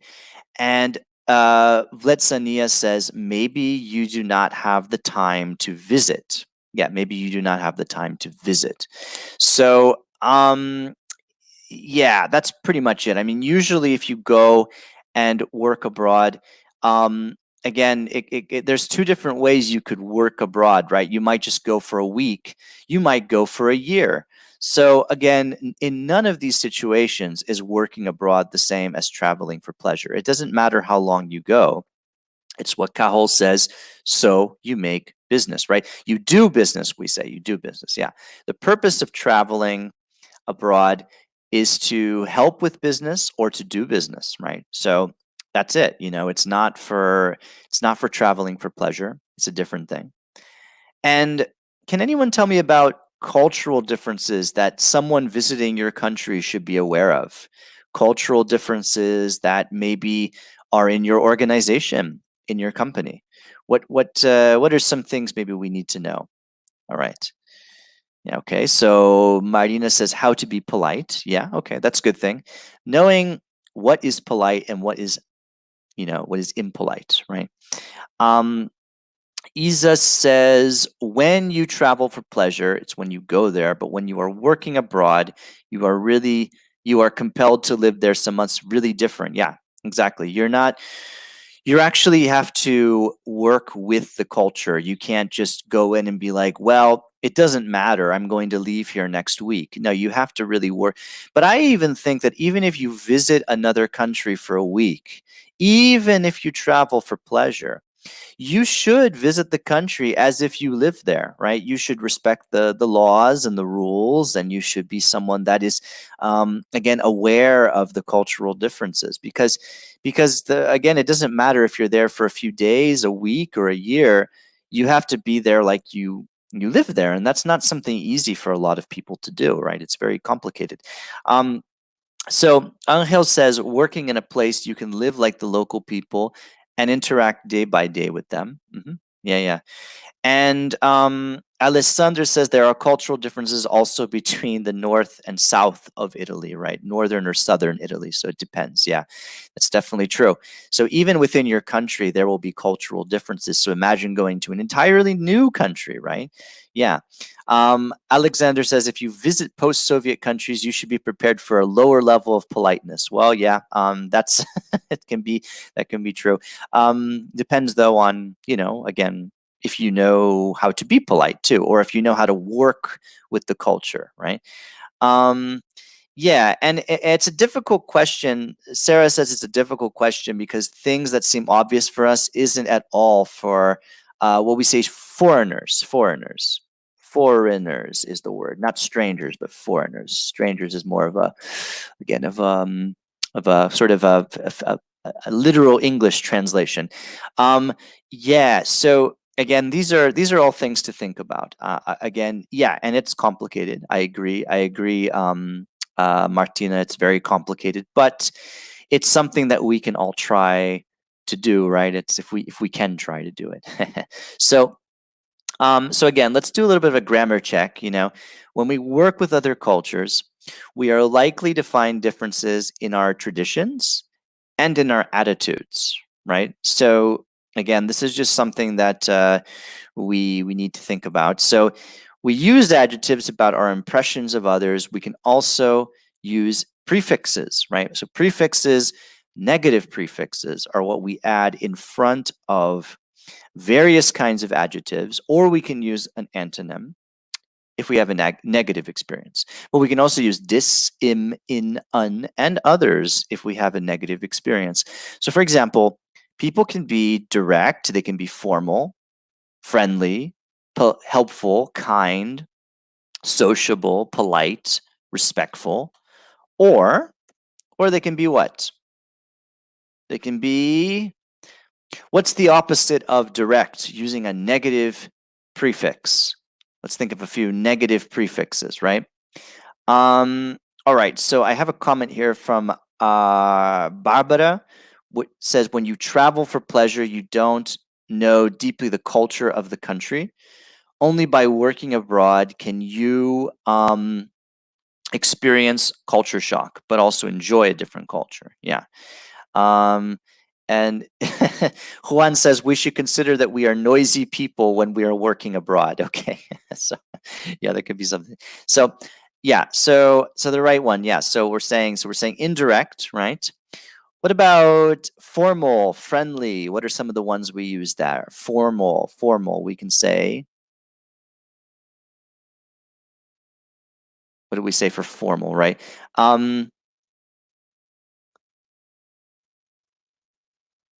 Yeah, so informal. Yeah, good. Getting a few comments here. Yeah, good. Friendly, helpful, kind. All right, so yeah, good. Unfriendly, helpful, kind. What's the negative prefix? Yeah, we have an un. Good, un. Yeah. Sociable. Sociable's not an easy one. Bad. Helpless. Well, we can think of an antonym for sociable. What's an antonym for sociable? Unsociable. Okay. Polite. Respectful. All right. Unpolite. Kindless. Well, it's not unpolite. Not commonly, at least, if it is. Impolite. Good. Different for, yeah, respectful, disrespectful. Good. So, okay, we got some good answers here. So again, people can be, again, indirect, informal, right? Informal, unfriendly, unhelpful, unkind, unsociable, impolite, disrespectful, right? So again, this is using the same vocabulary to create a negative prefix. Now there are some rules to the negative prefixes. They're a little bit strange, but typically when we have a P, we're going to put the im in front of it, right? Or when we have an R, we put an IR, right? Like rational, irrational, right? We can also put dis for many words with an R. So again, how do we know? Let's just say that in and un are very common. We use them for a lot. But if you don't know it, you can also use an antonym. In fact, I encourage you to practice with antonyms, because antonyms will help. They will help increase your vocabulary, help you express yourself better. So these are good ones to learn. So we're going to talk about being culturally sensitive, because again, we can all have experiences where we've used a negative prefix in front of an adjective to describe people or traditions or things in other cultures, and we have to understand that it's easy to see each other for our differences rather than for our similarities. So what does it mean to be culturally sensitive, right? So again, this can happen with direct, indirect communication, customs and etiquette, cultural misunderstandings, national character, ways of working. Now, for you, which of these are the most difficult to find similarities, and which of these are the least difficult to find similarities? So let's get a few comments here, right? I just want to see that just a few comments here. I have some people arguing about cultural differences in the comments. So you don't have to argue. Again, remember, we're also all individuals. Even though we are part of, we're connected to cultures, we might not necessarily, like for example, I feel more at home living in France than I do living in United States, for example. But that's just my personality. Again, if I go back to the United States, there are things there that I'm like, oh yeah, I see myself in this personality. But again, we have different personalities, but it's undeniable that we also have different things that happen with cultures. However, there is something called cultural sensitivity, which is being culturally sensitive. So again, what are the most difficult things when you're working or dealing with other cultures? Is it cultural misunderstandings, right? Okay. So Martina says cultural misunderstandings. Sorry, Alessandra and Martina says ways of working. All right, and cultural misunderstanding. Okay, so you did say both. However, I do get, whenever I ask this question to people, I do get big differences between them. Things that are quite different for some people. So some people say that the etiquette is very difficult. Ways of working is the easiest way to work. It's the least difficult problem with when working with other cultures. Anyone on YouTube have any comments regarding this? Do you have any comments about maybe anything that's more difficult or less difficult when you have to be culturally sensitive? Okay. Aga says work culture. Okay, yeah, that could be part of ways of working. Anyone on YouTube want to comment? Do you have any different ideas about this? Things that you find more difficult or less difficult?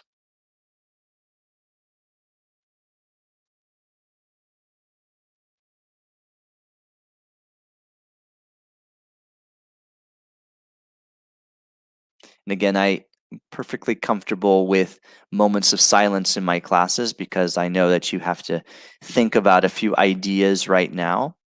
So, all right, I have one comment here from Angel saying maybe the customs, because, for example, here in Spain, we used to have lunch. We're used to having lunch, right? So, or dinner late. And in other countries, they have it earlier. Yeah, that's true. I know that in the United States, a lot of people tend to have dinner quite early compared to maybe some countries, like countries in Europe. So let's see here.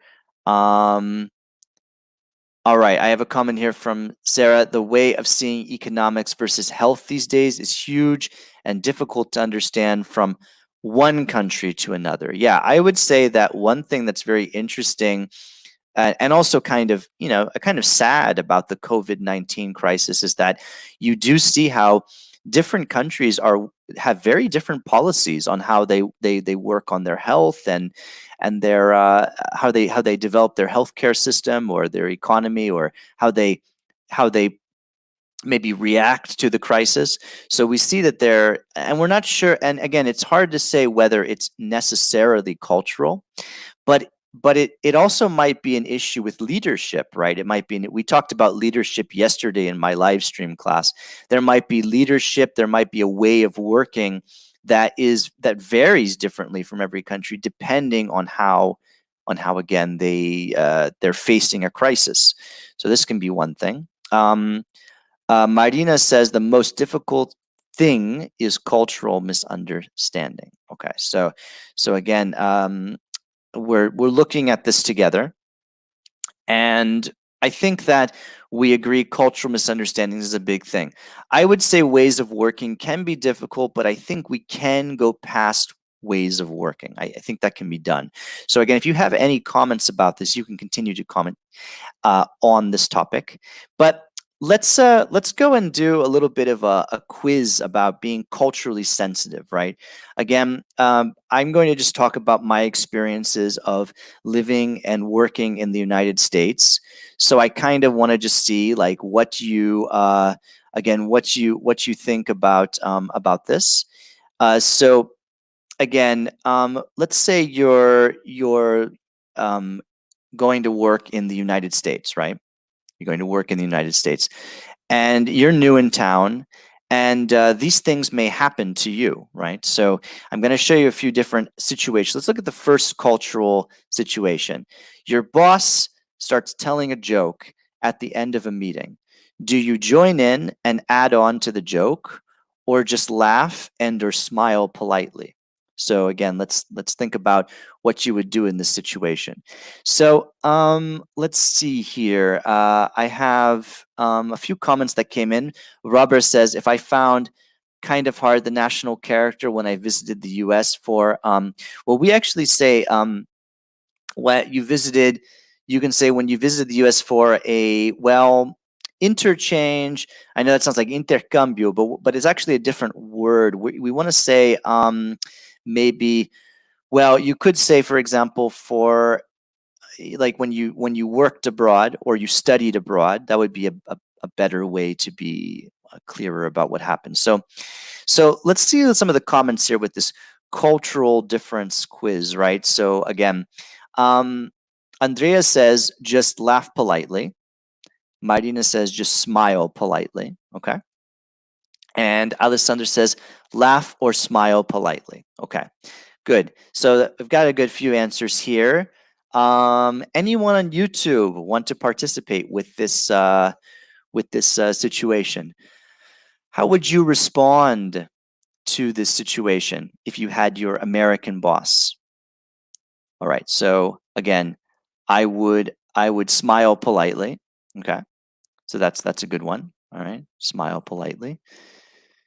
Manuela says smile politely. So all right, everybody's saying that. Smile politely. Good. All right. So, yeah, adding on to the joke, right, would be something that, again, when you continue, yeah, maybe only smile politely, maybe because I wouldn't have confidence with him. Yeah, that's a good comment. Again, I think one thing we have to think about is that in this situation, yeah, Antonio says it depends on the joke. So there's a few difficult things going on here, right? Again, when we're talking about, if you think of something neutral to respond, it's fine. Vlet Zania says, I never understand French jokes. Sergey says, I have to join in and add another joke.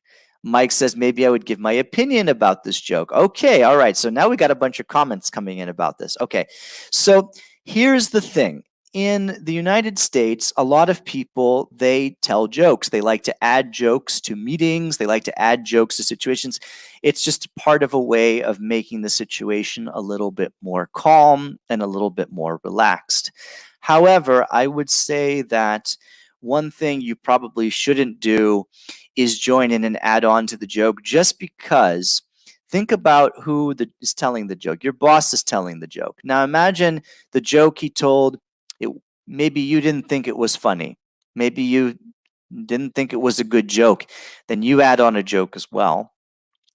Your boss might think that you didn't think the joke was funny. Even if you thought the joke was funny and you add on another joke, be careful, because again, this is someone that is in a position of authority and they want to know that you respect this authority. I know it sounds kind of strange because it's a joke, but laughing or smiling politely is the best idea, just because it's neutral and it shows a little bit of respect for it. And let's hope the joke your boss is telling is a good joke. It's not an offensive joke. It's not a bad joke, right? I know that one of my past bosses was very funny guy. And you would laugh all the time, but you didn't have to add on to the joke. Sometimes I would try to add on to the joke and man, it didn't work. So, I learned it was just better to just not say anything and just laugh, because, it's better. It's more pleasant. So yeah. And be careful about giving your opinion. Again, this is a few. All right, let's look at cultural sensitive situation 2. Your boss organizes a weekly BBQ. Again, we use this. This is an abbreviation in English for a barbecue. You meet not lots of new people. Do you join in or leave as early as you can? Again, what would you do in this situation? Do you join in or leave as early as you can? And if you leave, what do you do when you leave? Again, this is another big debate in the United States about business parties, right? So, all right. Just to answer the last question, Pavel says, I'm likely to join and add on the joke as it's small talk at the end of the meeting. But remember, it might be at the beginning of the meeting too. A lot of Americans add jokes at the beginning of their meetings. But I'd be careful. Yeah. My decision depends on the relationship with my boss. I would agree with you 100%. It does depend. I had a good relationship with one of my bosses, but I also had another boss that never joked. So I sometimes told jokes to my boss, and that was good. That was good. So it depends on your relationship. All right. So now Daniel says I should join them. Marina says, I leave as early as I can. Alessandra, I leave as early as I can. Why would you leave as early as you can? Can you give me an opinion here based on your answer? I mean, can you give me an explanation? So why would you do that? So let's see. Okay, comment here from Antonio. I would join in the BBQ. Okay. Angel says, depends on the atmosphere. If I feel comfortable, I would be there. And if not, I would leave early. Okay. So Juan says, I'll try to join. Okay, good.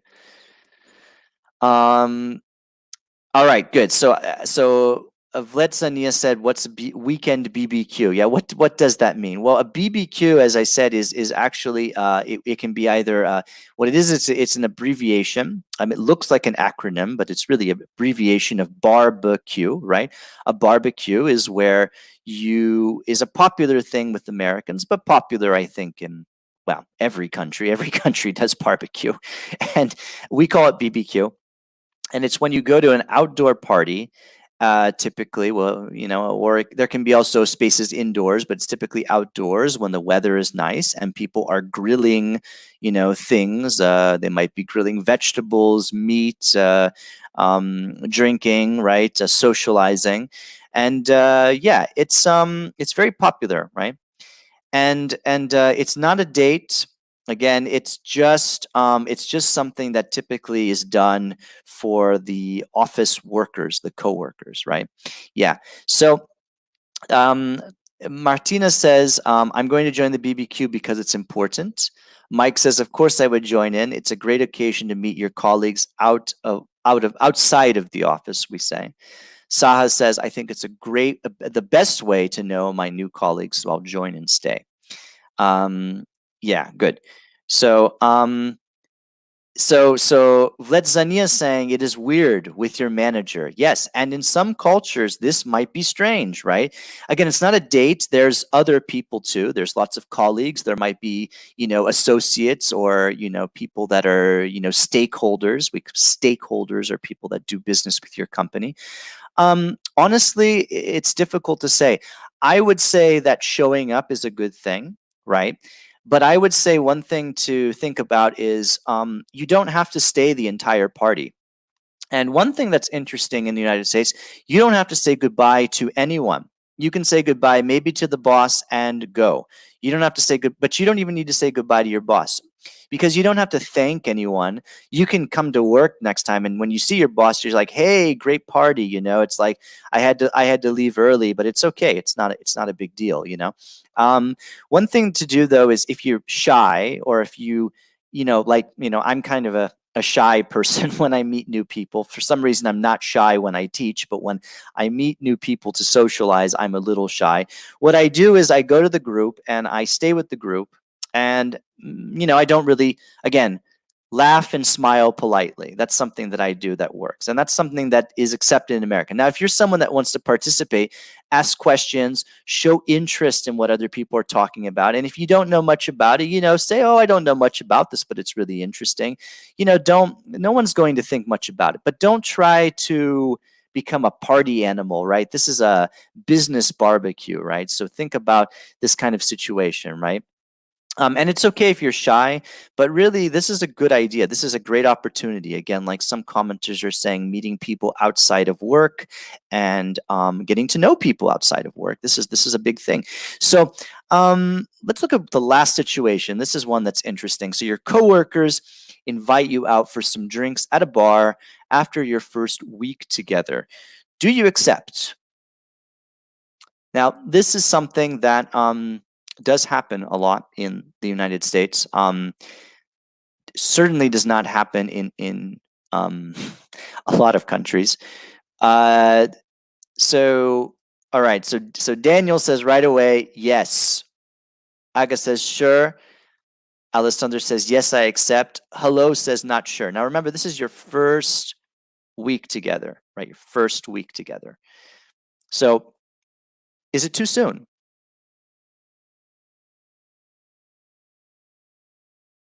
Too soon? Or is it okay? Okay, so Vletsania is saying, I don't know. Yeah, again, so going back to being shy, maybe. But of course, everybody's, what I love about, I love that I will say, just to be honest with you all, that Spain is maybe my favorite country to visit, and man, I have so much fun when I go to Spain. So of course, when I tell people, and mostly Spanish audience, like, will you go have drinks with your coworkers in a week? They're like, oh yeah, that's a great idea. Now, I think this is a good idea too. Again, some people say it's too soon. It really depends on your well, sometimes it might be, men and women. Again, it depends. It might just be, it depends on your relationship, on your team, because maybe you work for a big company and you work in different teams. So it might just be people in your team. Maybe they go out for a drink. And here's the thing. If they are inviting you for a bar after 1 week together, that means they like you. That means they like you a lot. That's a good thing. They're not trying to be like suspicious, like, ooh, we need to invite this guy for a drink, make him drink, make her drink a lot, and we'll see what happens. No. That's not what's going on. What's going on is they like you a lot. Now, you don't have to stay a long time. You can have a drink, or you don't even have to have a drink. You can just be there. Again, this all goes back to participating, smiling politely. This is something that Americans do a lot. They do it a lot. It's crazy. It drives me crazy. But if it's something that you do, don't worry about it. It's okay. You're just doing this to show up. You're doing this to show respect. And if you go the first time, that is a good sign too, because it shows that there's someone you can depend on. So again, your actions outside of the professional experience matter a lot in your professional experience in the United States. Yeah, Isa says, I try to leave after one drink. Yeah, me too. I mean, when I used to work in the beverage industry, and in the beverage industry, people party a lot, they go out a lot, and I never went out a lot. I would always have, one or two, and then I would leave with them, or I would leave, but I wouldn't try to do something, crazy, because again, you work with them. You don't want to have something where people are talking and being like, oh, we saw you last night. Be careful. Still be professional outside of work. These are not your close friends. It's not your family. These are new coworkers. You don't know what they're like yet, right? I have a few more people saying impolite. Remember, impolite again. So Mike says, I would accept. You have to spend at least 8 hours per day with these people. So it's useful for these kinds of plans. And then I have hello saying, I'm afraid it will be expected all the time. Well, maybe not all the time, but it might be something that you have to prepare for, because maybe it might not be week 1, but it might be week 3 or week 8. One of these days they're going to invite you out, and you should just say yes. And then you decide what you make of that. But, be professional, be polite, and be respectful, right? It's an important thing. So yeah, so we have some good ones here. And again, it depends on your comfort. Vletsania is saying with girls, yes, maybe not with guys. Yeah. But, most often than not, you'll probably have a situation where, they're people that have worked together for a long time, and they maybe do something where they leave once a month to have drinks or to go, maybe not even go to a bar, but just maybe, they might do something else like go out to eat or, go out to play. I went and played bowling with my coworkers.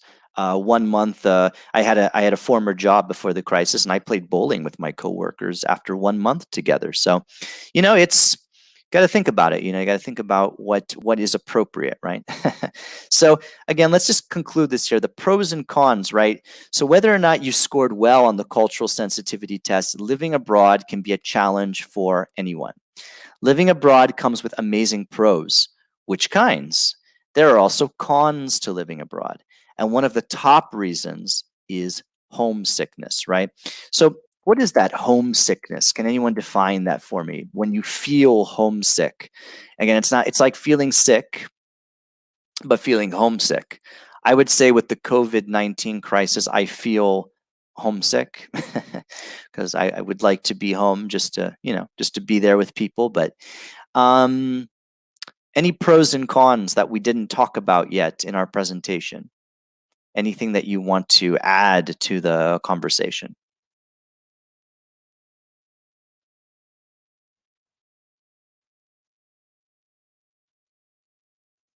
Yeah. All right. So good question. What are pros and cons? Okay. So let's help each other out here.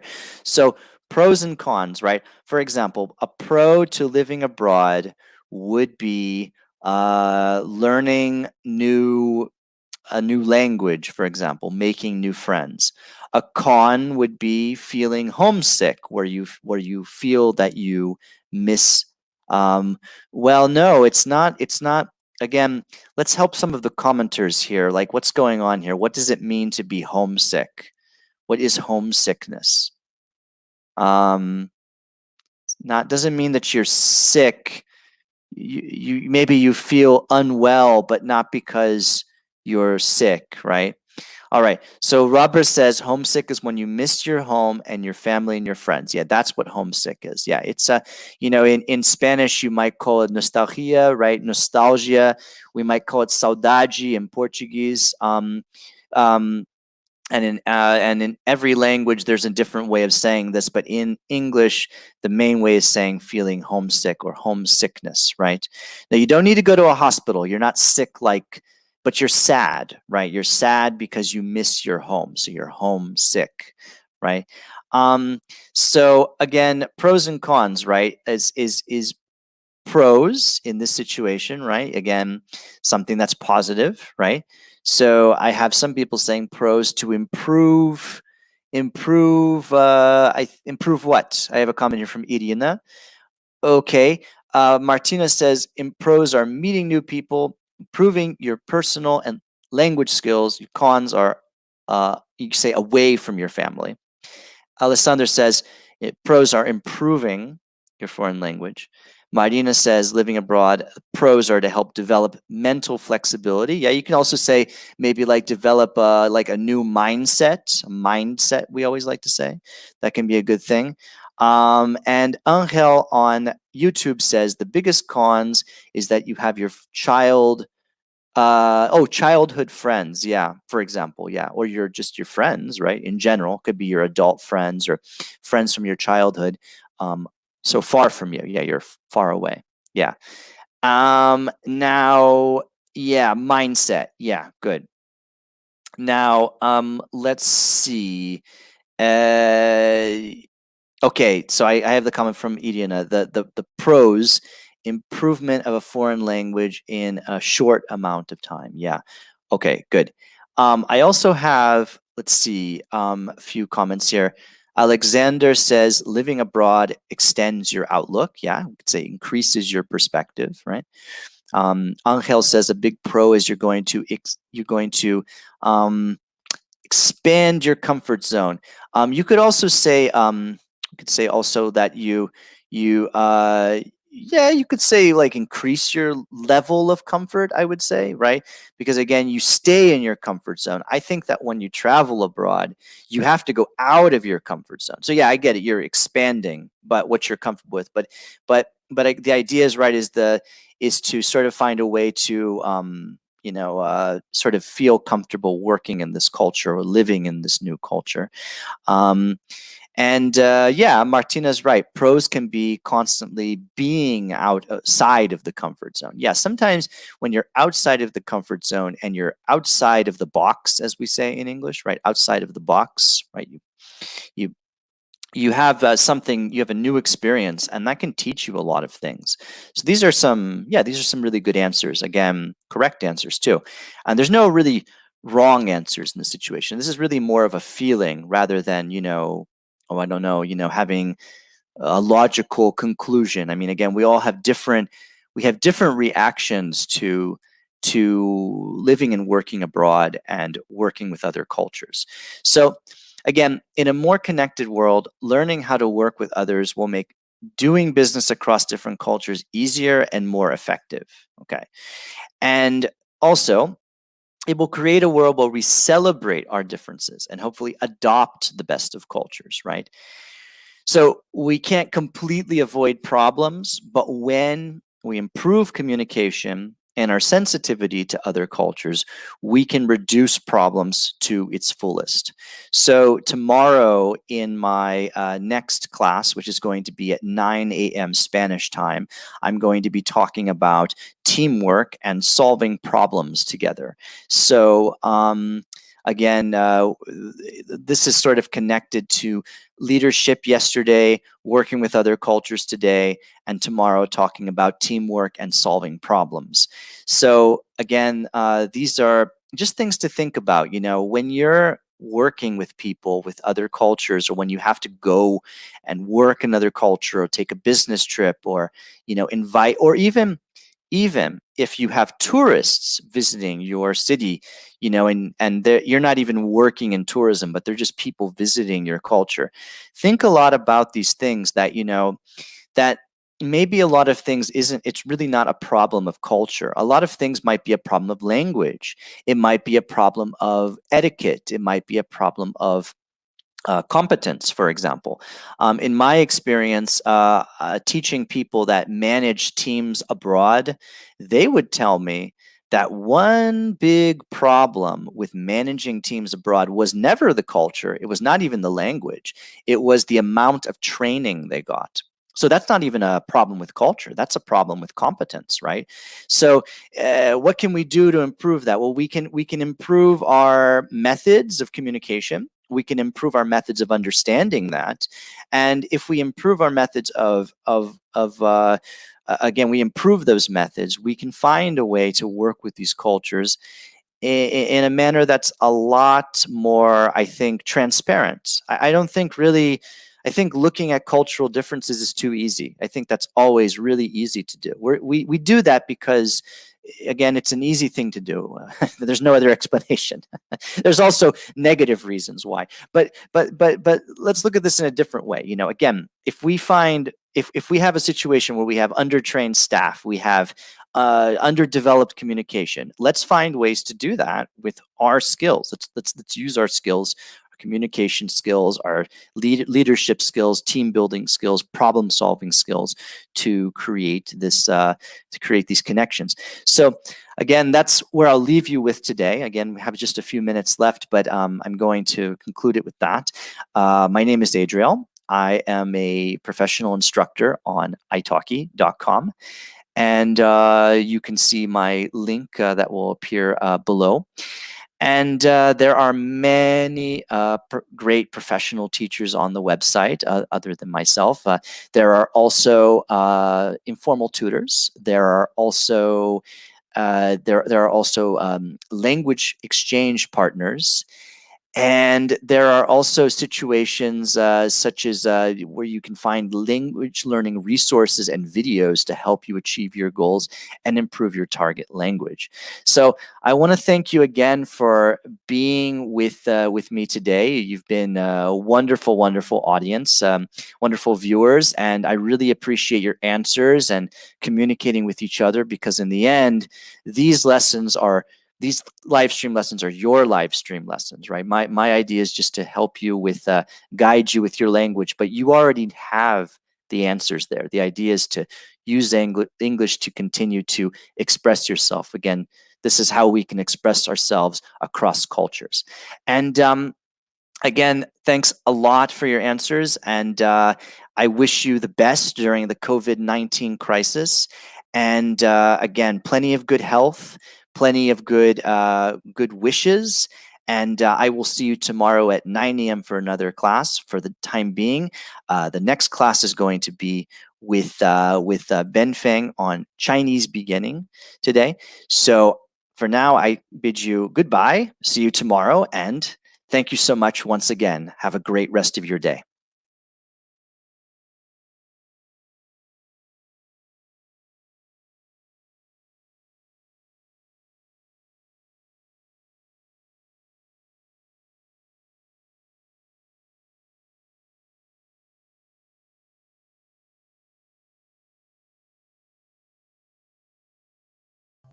Or a person is peng.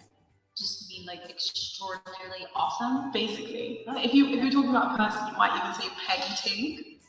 Painting. Like he's a painting. Okay. This is mostly So London. he's like a 10. Yeah, exactly. So like the top of top. Yeah, basically. Number 3, American. I blew it. I blew it. I blew it. What a nightmare. I blew it. Yeah. So that means that you've completely ruined the situation. Yeah. Yeah. Say like, I didn't make it into school. So my parents will not be proud of me. I blew it. Yeah, but you rocked up late to work. Nobody ever knew that. Yeah. I'm never late. Number 3, British. Having a mare. Having a mare. Having a mare. A nightmare. Like, horrible, real nightmare. In reality, basically. Very good. That's exactly That it. was a lot easier than the previously. Yeah, well, I thought I'd go with you. Having a mare. You were having a mare before. I was having a mare Yeah. before, not understanding anything she was saying. Yeah, exactly.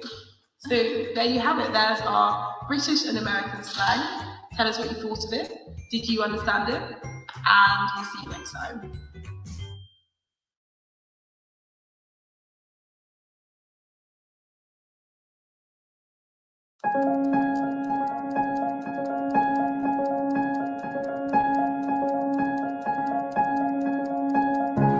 My name is Vũ Nguyễn. Tên tôi là Vũ Nguyễn.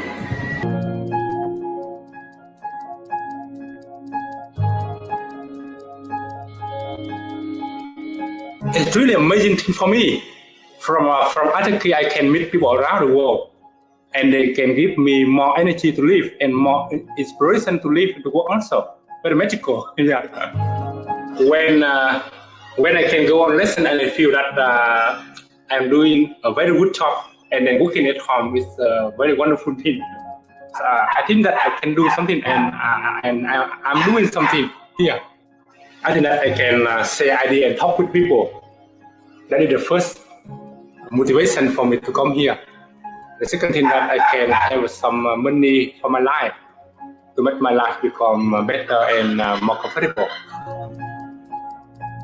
It's very wonderful website of italki because italki is the connection between every people in the world with each other. There are many purposes for us to learn a new language. Innovation is the most important. Not only study language, but also sharing idea and culture and everything else in the life. And through the learning and teaching, and we can share more idea and we can share our life better. You know that because each person have their own experience and their own knowledge and their own way of living. And when we meet new people and we think that we are discovering a new universe or a new area or something like that. So it's wonderful that we have this diversity and we should just learn from each other. But if you at least just learn a second language and expose yourself to a second culture, not only do you understand that culture better, but you understand your own culture. And if most people just did that and were talking openly and honestly about themselves and other people, I don't think there would be any diversity problems. Because we're all learning from each other. He a very good student. He studied very well, and he just learned for he just only studied for 1 month, but now he can speak very much Vietnamese. Later on, the student and the teacher can meet in a different country, and then the relationship become very good. We drink coffee together, and we go and I ride a motorbike, and I take them along somewhere beautiful together, and we talk together, and then they come back to their country, and we become teacher and student again. We study again. Yeah.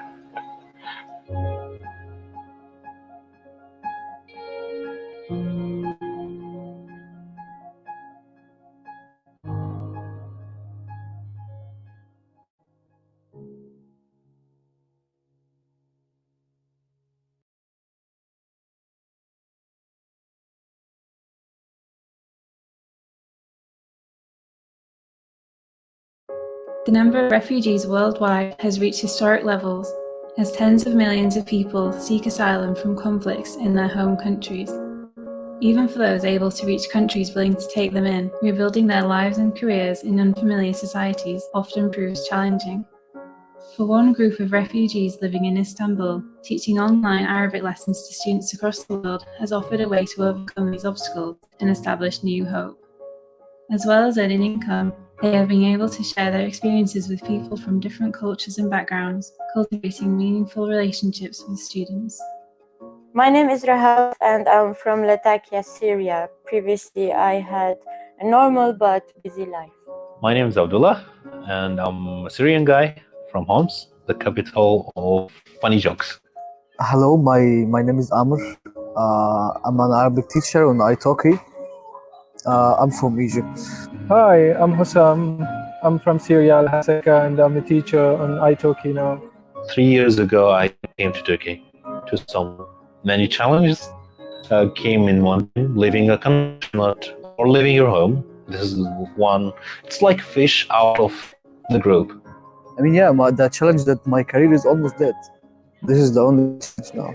Online teaching, it solves this problem, of course, because you can just be wherever and get online and start your class. What italki offered me is like new students I have never met from another continent, way far from me. Once they want to like learn my language, I feel like this is like, I feel sometimes emotional. italki, Better College, and NGO Small Project System are working together on this project. You know, it's important for people to kind of see and get to know someone who's experiencing a difficult time or who has had a difficult past, and to just remember people are people are people. We need to remember that, we have a shared humanity, and I think that gets lost a lot in the media or in the news. I'm teaching Arabic for first-year students of Arabic in America. We both enjoy teaching and learning online. It's an amazing experience for me as a teacher. I find it so helpful for me, also for the students. Going into it, people might like have these assumptions that you're supposed to like learn something about refugees or like understand something new. But I think it's like most valuable to realize that like you're not really learning anything new other than that like this is like just another person just like you. My tutor Mohammed was like so nice and so willing to work with my level of speaking and comprehension. At the beginning, teaching online was a new experience for me, and it had a lot of challenges, but now I'm used to it. And honestly, I'm enjoying teaching Arabic on italki. I care now. I care more. I care more about the language. I care more about my students. Teaching Arabic is something valuable for me. Maybe give me hope, or I feel gain hope. It's reward for me.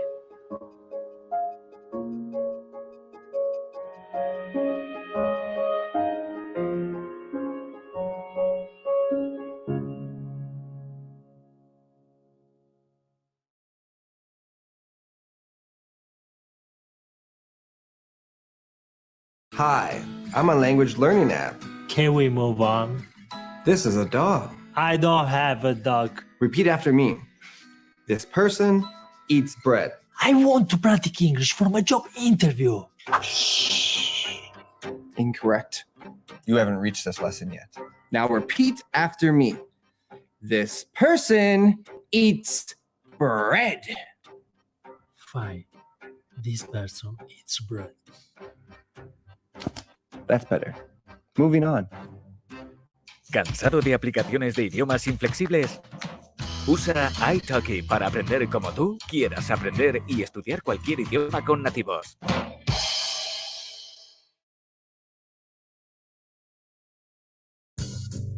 Meet Peter. He is learning Chinese. He was studying on his own with textbooks, flashcards, and apps, but is still having problems with basic conversation. This is Maria. She loves learning English, but she doesn't have many opportunities to use it. With italki, Peter and Maria are able to get personal online lessons to help them become fluent in a foreign language.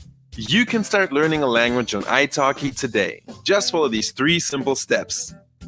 1. Select the language. English, Spanish, Chinese, French, Japanese. italki has teachers for every language. 2. Select the teacher. With italki, you can choose from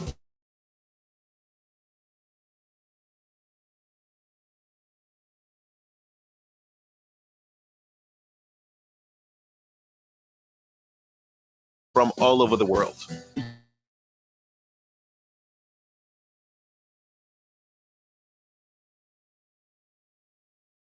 Through italki.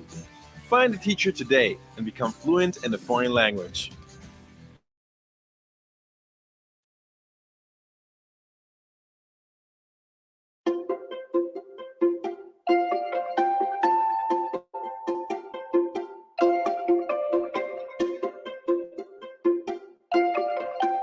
Hi, my name's Tom. I'm from the US, I'm a chemical engineer, and I'm passionate about language learning. I've used italki to learn 8 languages to a conversational level. I grew up in Colorado, where I was exposed to many different cultures, which cultivated my interest in languages. One of the first languages I became conversational in was Norwegian. I decided to book a trip to Norway. To prepare, I found a group class with around 7 people. Not only were they extremely expensive, it was around $40 to $50 per lesson, but progress was also frustratingly slow due to the size of the class. I heard about italki from a positive review from a famous polyglot. I was amazed to discover that I could learn any language I want, one-on-one, and for the fraction of the price as offline classes. I thought, how is this even possible? I immediately signed up with 2 teachers in Norwegian. One teacher, we would have conversation lessons and go through a textbook, and with the other teacher, we would go through worksheets and chat about random things. So essentially, I structured the classes in a way that would suit my own learning style, which never would have happened without italki. Within a year, I was relatively fluent in Norwegian. I was so happy that I could actually go to the country and use the language in a practical setting. And the best part is that I really enjoyed the learning process. I thought, why stop there? I picked up Italian and mixed my interest in Italian cooking with lessons on italki. After learning Italian for a year and going to northern Italy, I was able to easily get around and communicate with people.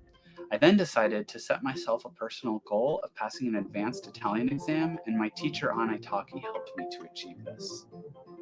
I was hooked. I'd found the ultimate formula for learning a language from scratch and staying motivated. I would book a holiday in a new country in 1 year's time so that I could put the language into practice. I did the same with Japanese, French, German, Russian, Czech, and Hungarian, and even explored Chinese, Thai, Serbian, Farsi, and Sicilian. From this process, I made so many valuable friendships and connections that has improved not only my communication, but also my confidence. Whether I'm watching the news in German, reading about Italian politics, speaking to my cats in Norwegian, on the phone to my friends in Bergen, or watching fitness and nutrition videos in Czech, I find a way to get at least some practice of one of the languages every day. I found the best way to stay motivated is to align my interests with my language learning, and in that way it doesn't take over my whole life, which people often believe. I find this way of learning on italki so much fun.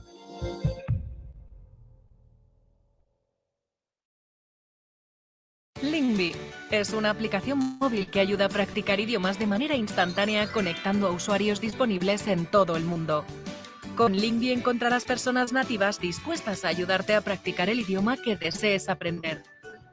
Los usuarios con tiempo libre se mostrarán disponibles para recibir llamadas y de esta forma ganarán recompensas ayudando a otros usuarios. Así es como conectamos personas de forma colaborativa y gratuita en nuestra aplicación. Únete a nuestra comunidad, haz nuevos amigos y mejora en todos los idiomas que quieras. Descarga Lingvi y practiquemos juntos. Este es Peter. Está aprendiendo chino. Ha intentado estudiar por su cuenta con libros, tarjetas de vocabulario y aplicaciones móviles, pero sigue teniendo problemas para hablar. Esta es María. Le encanta aprender inglés, pero no tiene oportunidades para ponerlo en práctica. Con italki, Peter y María pueden recibir clases personales online para hablar con fluidez en otro idioma. Tú también puedes aprender un idioma en italki. Empieza hoy en 3 simples pasos.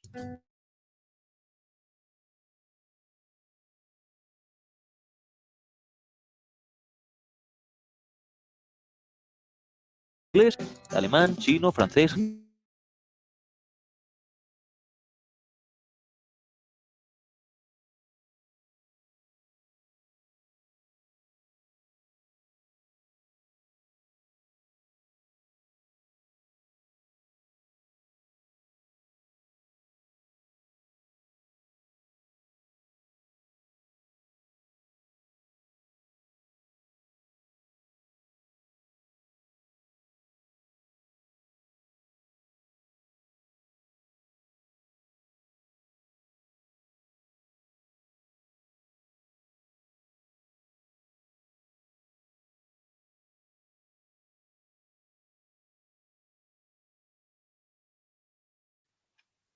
Hello, 大家好。Hola todos. Hello everyone. Welcome to another class of mine. And 欢迎你来到我的中文课。我是奔放。My name is 奔放。我在哈尔滨。I'm living in Harbin, a city in the northeast China. 今天很冷Today is very cold. 外面现在在下雪。Right now it's snowing outside. So it's very cold. 非常冷，非常冷。你们呢？你是哪国人 ？And you guys, where are you guys from? 你叫什么？你住在哪儿？Where are you from? Where do you live? Feel free to tell me in the chat. Tell me 你是哪国人 ？Where are you from? And 你叫什么？你们今天怎么样 ？How are you guys today? Billy, 你去过哈尔滨 ？You've been to Harbin， 非常好，非常好。你喜欢哈尔滨吗？Alex， 意大利人，我喜欢意大利面I like Italian pasta， 意大利面，意大利面Carol, I don't know if I pronounce your name correctly. 欢迎你，欢迎你 ，Bienvenido, welcome. And Pi， 我是意大利人很多意大利人many Italians， 非常好，非常好。你好 ，Irina， 很好，很好荷兰人，荷兰人很好。你们今天天气怎么样 ？How is the weather today？ 今天很冷，很冷我不知道你们的天气怎么样。Laura 是德国人Welcome Laura。Billy 去过哈尔滨4次非常好，非常好Very good, very good. I'm so happy to see so many people in my classroom today. And today I'm going to introduce a very, very interesting topic, which is to make plan with your friends. Now we have so many new friends, 新朋友 so we can get started to make plan 做计划 And for example 我们喝啤酒 drink beer 我们喝可乐 drink Coke. And in order to make a plan, the very, very important word that we have to know is 怎么样?怎么样? Guys, I'm going to share my screen and we will see the notes how to say this magic word when you try to make a plan with your friend. Jeffrey, I'm going to share my screen. Okay, so there you go. Milena, I think I've seen you last time. 俄罗斯人非常好，非常好And Bjorn, nice to meet you too. Okay, so guys, if you are really want to make a plan with anyone, so always remember to say this word, 怎么样? The Z make your mouth very wide, z, z, z, and the third tone, the tone mark, the roller coaster, 怎 m really quick, m it's a neutral tone, and the yang go down. So together will be 怎么样?怎么样?怎么样 means how is it? What do you think? So in the beginning of the class, I said, 你今天怎么样? How are you doing today? So how are you today? It's 你今天怎么样? And if you make a plan with friend, you can say, for example, we, 我们去is to go, to go. 喝咖啡, drink coffee. 喝 to drink. 咖啡, the sound translation of coffee. So we go to drink coffee together will be 我们去喝咖啡怎么样? What do you think? We go to drink coffee. What do you think? 我们去喝咖啡怎么样? 非常好 And if you don't want to drink coffee, you prefer drink beer, 啤酒 then we just replace coffee to 啤酒 啤酒 For beer, we start also with a very wide mouth with a lot of air pump out. 啤酒 later with 酒 Together for beer, 啤酒 非常好 So if we are saying today we go to drink a beer, what do you think? How do you think? We can say 我们 we 去喝啤酒怎么样? 怎么样? How is it? How is it? Perfect. And the next one will be 吃饭 吃饭 in Chinese to eat, which is 吃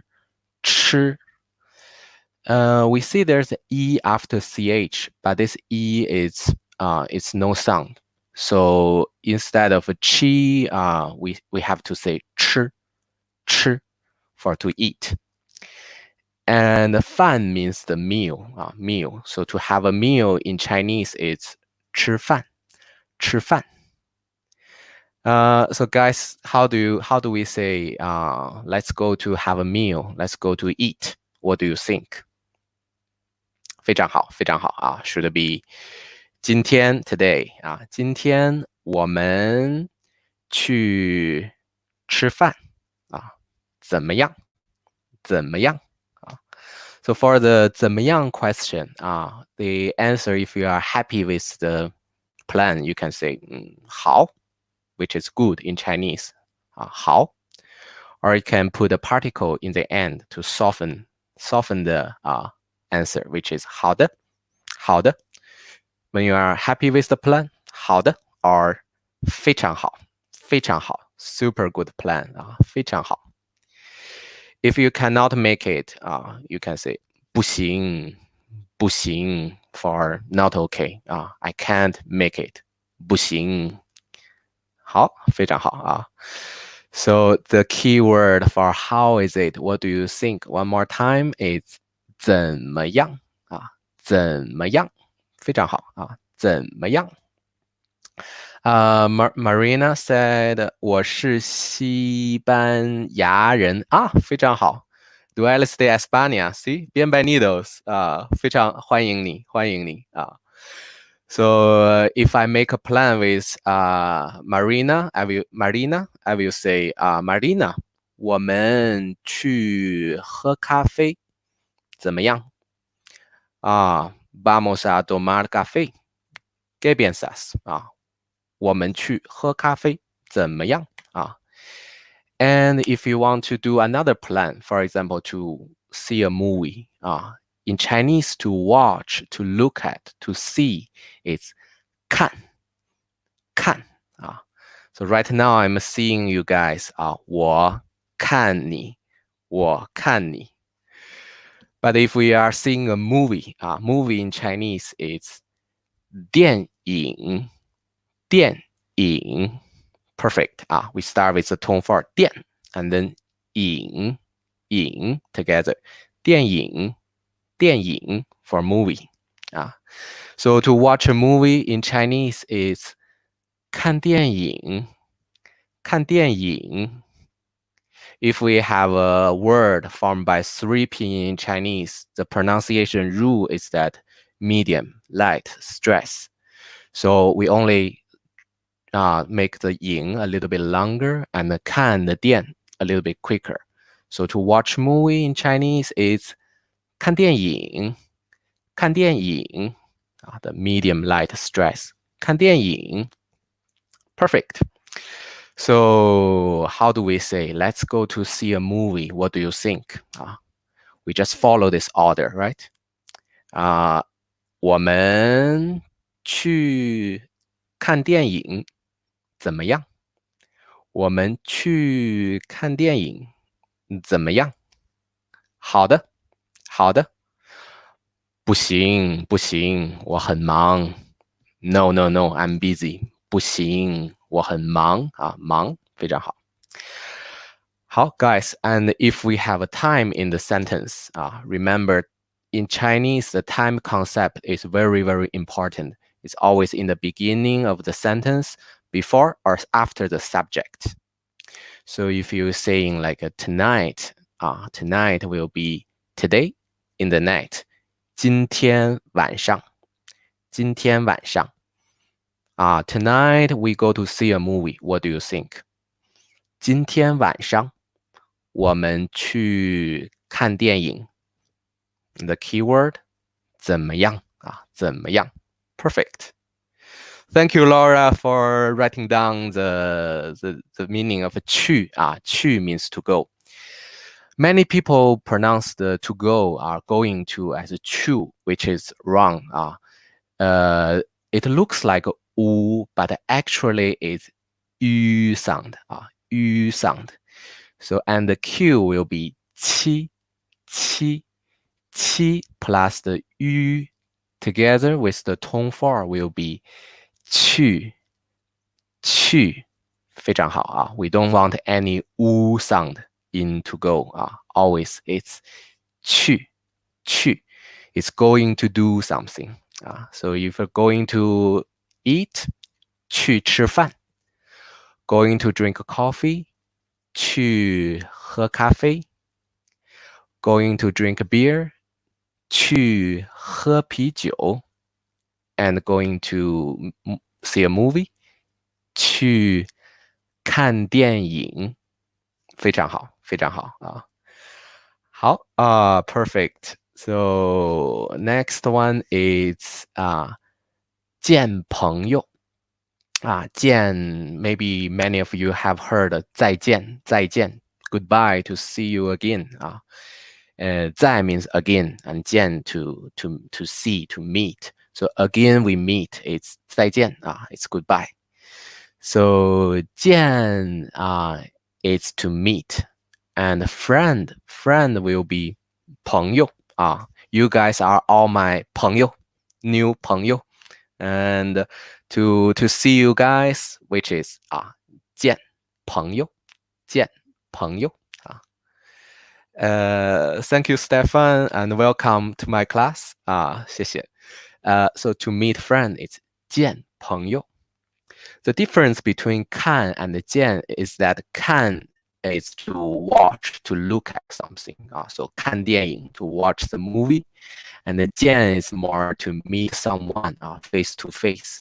So 见朋友, to meet friend. So if we say, how about we go to meet a friend?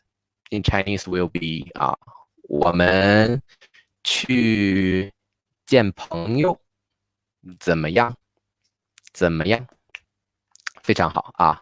So if you forget everything here, but please remember this question, which is 怎么样？怎么样 is a how is it? How is it?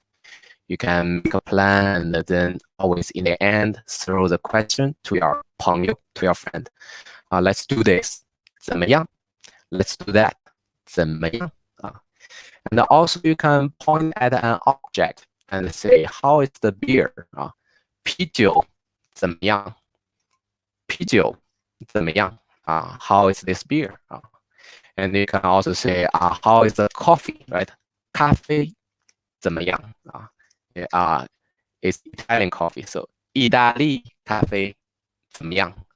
意大利咖啡怎么样? 非常好. Colin said, what's the difference between 看 and 看见? Very good question. So 看 means to read a book or to watch a movie, watch TV. But 看见见 tells you the result of 看. If you try to look at something, you may not see it in your eye. So if you say your friend, 你的朋友 tells you 看 look, and you take a look, but you may not 看见, you may not see it. So when we use 看见, it means we literally see that thing in the eye. So 我看见咖啡, I saw the coffee. 我看见咖啡. But now I'm looking, 我看, but I may not see it. So that's the difference. 非常好.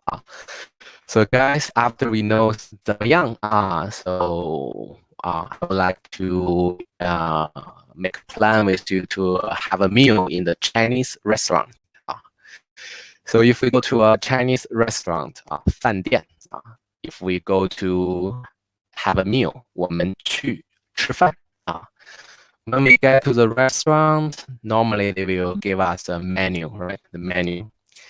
And the menu you may see is something looks like this, and you will see some photos of the dishes and then the name under the dishes.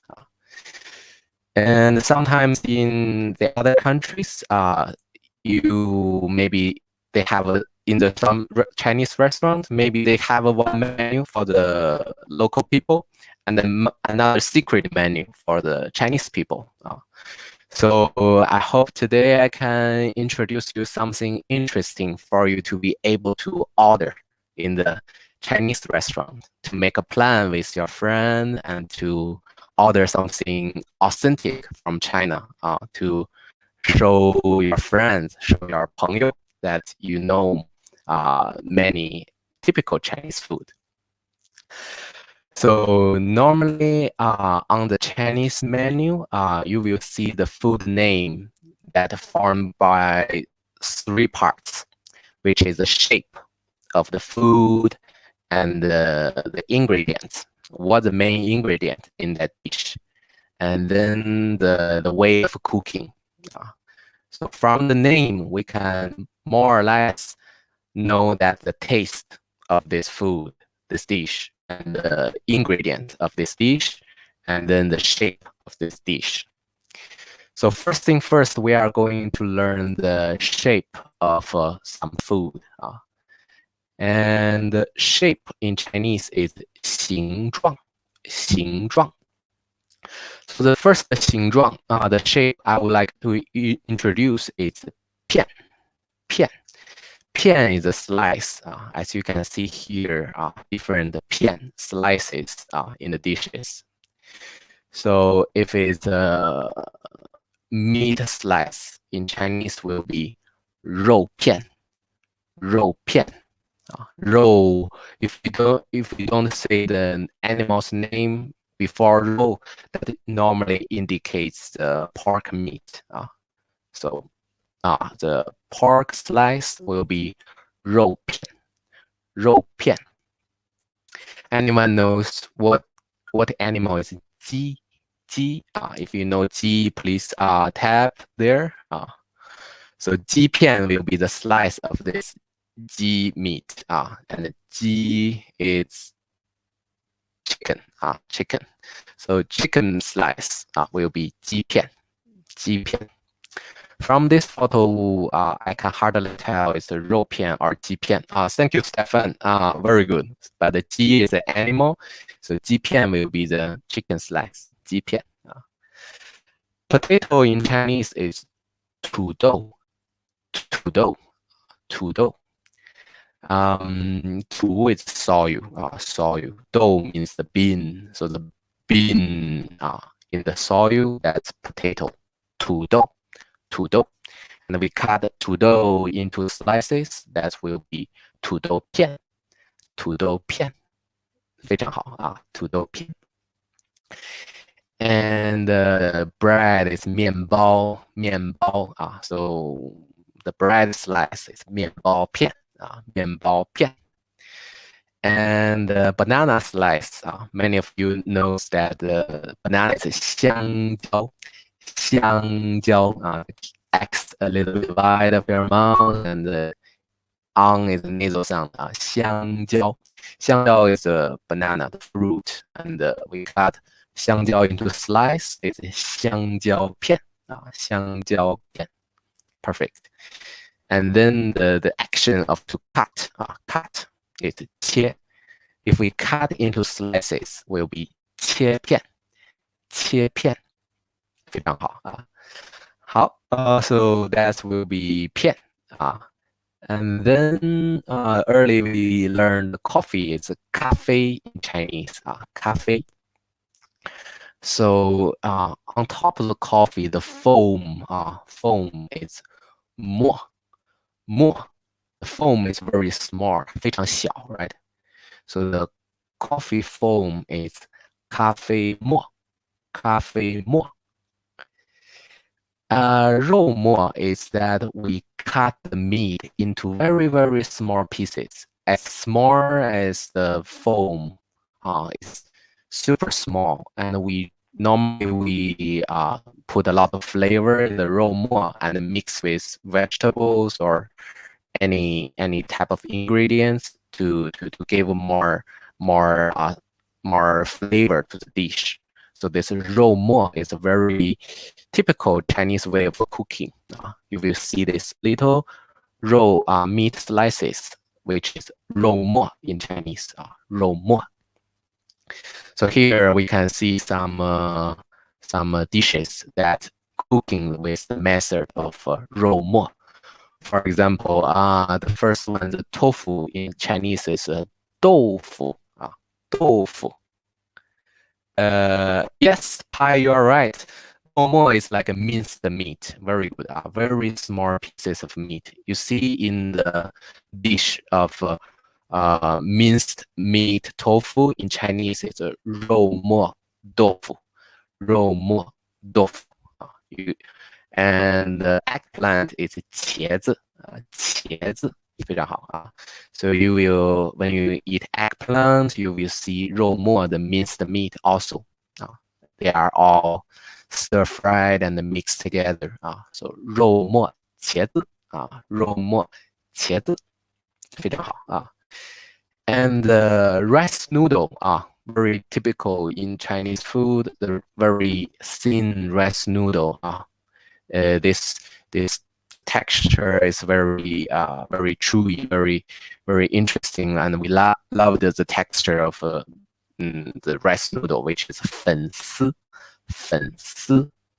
So there's a typical dish called 肉末粉丝, the minced meat with the rice noodle.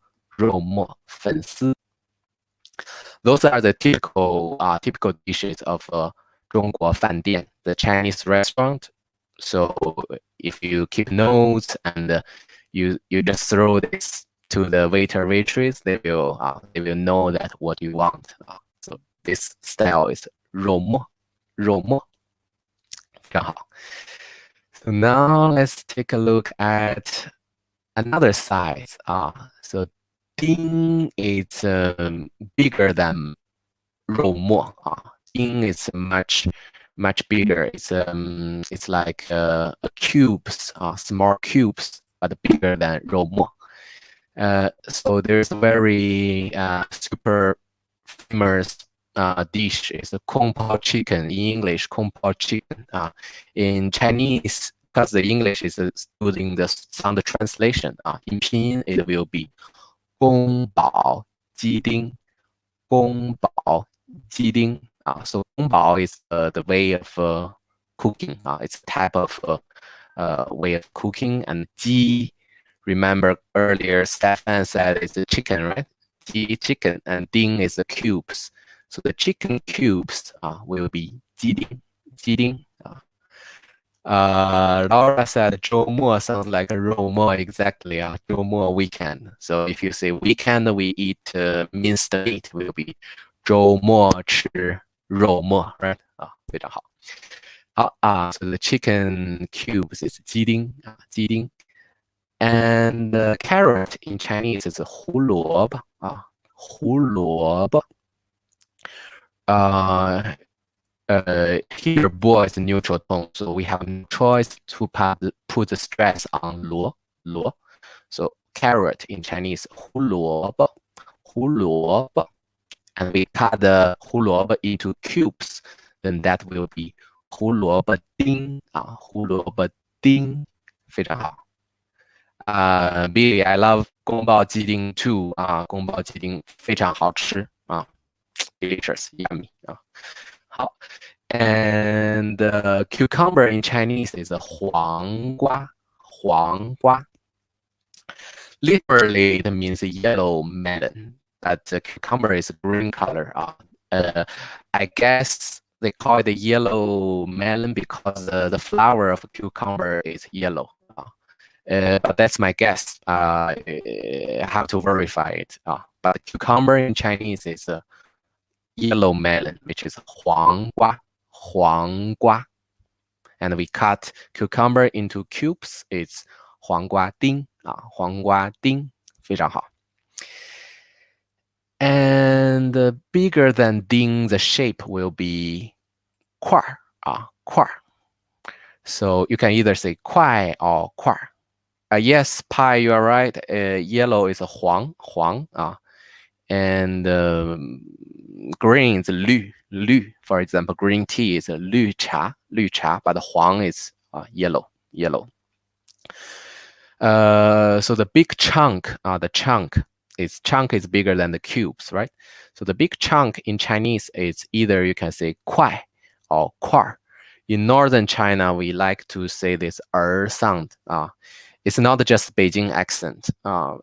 Mandarin is based on Beijing accent. So that's why there are some not only just from Beijing, is adopted by many places, especially in the northern China. So for me, I'm from Harbin, North China. I say a lot of times for 块, 块, or could be 块. So the pork chunks in Chinese is 肉块. And the chicken nuggets quite big, right? So in McDonald's, you can order the 鸡块. And the potato, earlier we learned the bean underground, 土豆. And now we cut the 土豆 into pieces, chunks. It's 土豆块. Laura said 快 also means fast. Same sound, different character. If you say 很快, you put the adverb before 快, that means very fast. But if you say 吃土豆块, to eat 块, so that must be you eat some chunks of certain food. 吃土豆块, eat chicken nuggets, 吃鸡块. So 块, it's different radical. If you see the character for fast 快, that will have the radical of the heart, bong bong bong bong bong bong, the heart bumping very fast. But here the 快 you see has a soil like a 土, right? The character has the soil part on the left. So this 块 means the chunk or pieces. Very good. 非常好 and 块 Colin said 块 is difficult to pronounce, but we don't give the whole R. We just give a little bit R. So 块 we can mix them as a one pinyin, like a 块 perfect. 好 and the next one will be the other shape. If something is like very long and slim, but a little bit thick, that will be 条. I guess in English you could also call it the strips, right? It's the much longer strips. It's 条. But if it's much slim, very slim, also long and slim, that will be 丝. So the difference between 条 and 丝 is that 条 is much more thicker than 丝. 丝 is very slim. So for example, cucumber slice, big strips will be 黄瓜条. 黄瓜条.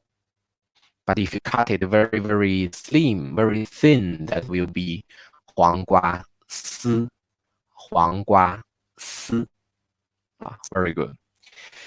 And Colin said it's quite the same as 块钱. Yes, very good. 块 also can be measured between the number and the money. Perfect. And let's continue. So French fries. In Chinese, we don't call it the 土豆条. It's like English. You don't call it potato slice. You call it the French fries. So we also have a very Western name for French fries, which is 薯条. 薯条. There's no one, but when you talk about the French fries in McDonald's, in KFC, that will also always be 薯条. 薯条. Much thicker. And if it's rice noodle, but much big, the fat rice noodle is a 粉条. 粉条. And then the slim one, it will be 粉丝. 粉丝. If you haven't tried this, I strongly recommend you to try it. It could be made by rice or made by 土豆, potato, and it will absorb all the soup in this food. So I strongly recommend. And potato slice, much slim, will be 土豆丝. 土豆丝. 非常好. Laura said, you say 一条裙子. Perfect. Because 条 is also could be measured for something long and slim. It makes sense, right? So 一条裙子, one skirt, or 一条裤 pants, or 一条领带 for a tie or belt, something very long, slim, and a little bit thicker. That's 条. And let's move on to the next shape. So 排 is like a fillet or a steak. So in Chinese, 牛 is for which animal? If someone knows which animal is 牛. So 牛排 is you make the animal to this fillet, right? This and also someone if knows 羊, tell me again. So 鸡排 we already learned it's a chicken. So the chicken fillet is the chicken steak. 鸡排. And perfect. So 牛 is cow. So 牛排 is the beef steak. 牛排. And 羊 is the sheep. 咩羊. 羊排.羊排 is the lamb, 羊排. And the pasta in Chinese, as I mentioned, is 意大利面 意大利面. And whatever pasta we will say, Italian noodle, which is 意大利面和羊排 the steak of lamb. 非常好. And I think in many restaurants in other countries, you will all see the spring roll, right? Spring roll. Spring is 春 春, and the roll is 卷. So spring roll is 春卷 春卷. 非常好 春卷. However, it's not typical in mainland China. We only eat this spring roll in the Spring Festival, and normally in home we don't eat a lot. It's very greasy and it's delicious, very delicious. It can have sweets or meat or vegetable in it, but it's not as typical as in other countries. But this shape as a roll is 卷 春卷. However, in my hometown, northeast China, we eat a lot of 花卷, like a flour roll.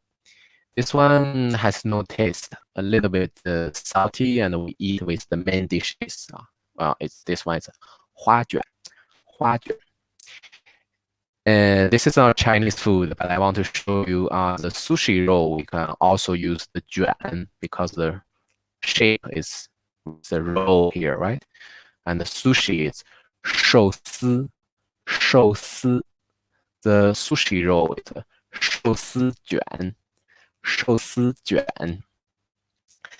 So if you make a band or Japanese friend, you can say 我们去吃寿司 or 寿司卷怎么样 What do you think if we go to eat sushi 寿司 非常好.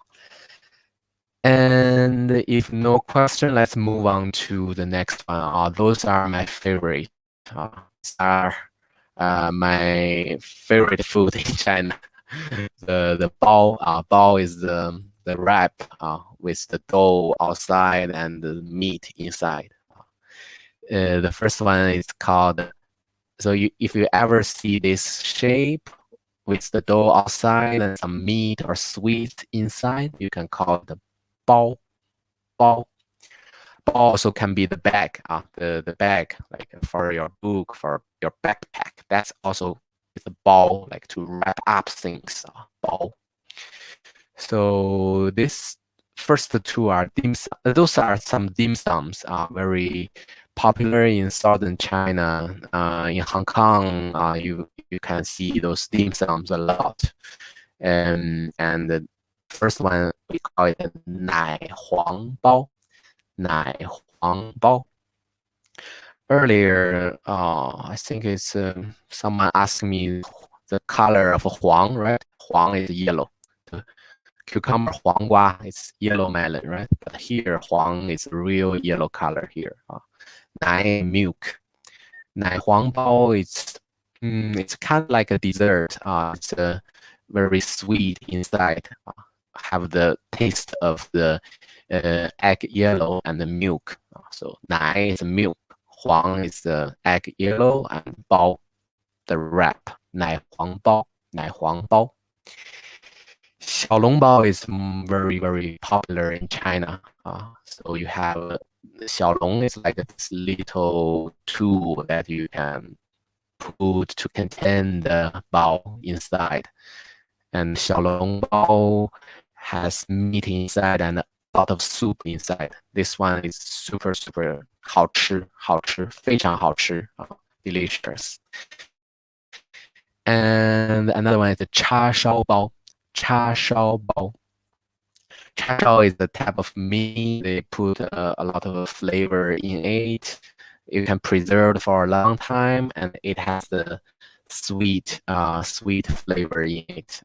It's pork, but it's also very good. 叉烧包. And the next one is the shape of dumpling. Dumpling in Chinese 饺子. The steamed 饺子 with shrimp inside. This is also a dim sum popular, which is 虾饺. 虾饺. 虾 is shrimp and the 饺 is the dumpling. So shrimp dumpling, 虾饺. And the little fried dumpling in Chinese, if you just fry a little bit, fry one side, that's 煎. So fried dumpling will be 煎饺. 煎饺. Also, we will use water to boil dumplings. So the water boiled dumpling in Chinese is 水饺. 水饺. 非常好啊 Have you guys tried? 你们吃过包子、饺子吗 Have you tried 包子 or 饺子 Feel free to text me if you have any question 要是你们有问题，你们告诉我，非常好。好，the the shrimp asmodiga in español, the ball in Chinese for the food is 丸子 Those are something typical we put in the soup or we put in the hot pot. So the fish ball in Chinese 鱼丸 Colin said, can you say 水饺子 No. You either 饺子 or you say 水饺 but not together. Very good. Very good question. 水饺 is more clear that it's the boiled dumpling. 饺子 can be any type. And you can use any way cooking 饺子. And the deep fry in Chinese is 炸 So 炸丸子 is the deep fry meatball 炸丸子. Shrimp 变虾 Shrimp ball 虾丸 非常好 Another shape is 糕 is more about the texture, something creamy, something very soft. Cake in Chinese is 蛋糕 and we have the radish cake, 萝卜糕 and the Korean rice cake is 年糕 非常好 Those are not very typical. I just put as an example. And the last but not least is the Chinese pancake. You will see this a lot as a snack on the street in China. When you come out from the club or you go in the morning for your hunger for some breakfast, on the street there are always someone selling this fried pancake. It's 煎饼 煎is little fry and the 饼 is a pancake. So the fried pancake, the Chinese style is 煎饼 Billy said 我都试试了 No, 我都试过 Past perfect will be verb 过 So 我都试过 I have tried everything. You tried in front of you. 是个啤酒 spear 你试试 try spear 你试试 and that's the end of the sentence. No put others after 试试 You have tried 我试过 So guys, if you say I have eaten the pancake, you can say 我吃过 I have eaten the pancake. 吃过煎饼 And Pi said, what is it 碗 and 碗 and very good question. 丸子 is general the shape of all type. It can be any meat. But if you give a name before 丸子, then the 字 is optional. Like 鱼丸 and 虾丸. Here we don't know the meat. We say 炸 is the way of cooking to deep fry the 丸. So that's why we keep there's no meat in front of it. 炸丸子. How and 鸡蛋饼 is egg pancake. 鸡蛋饼.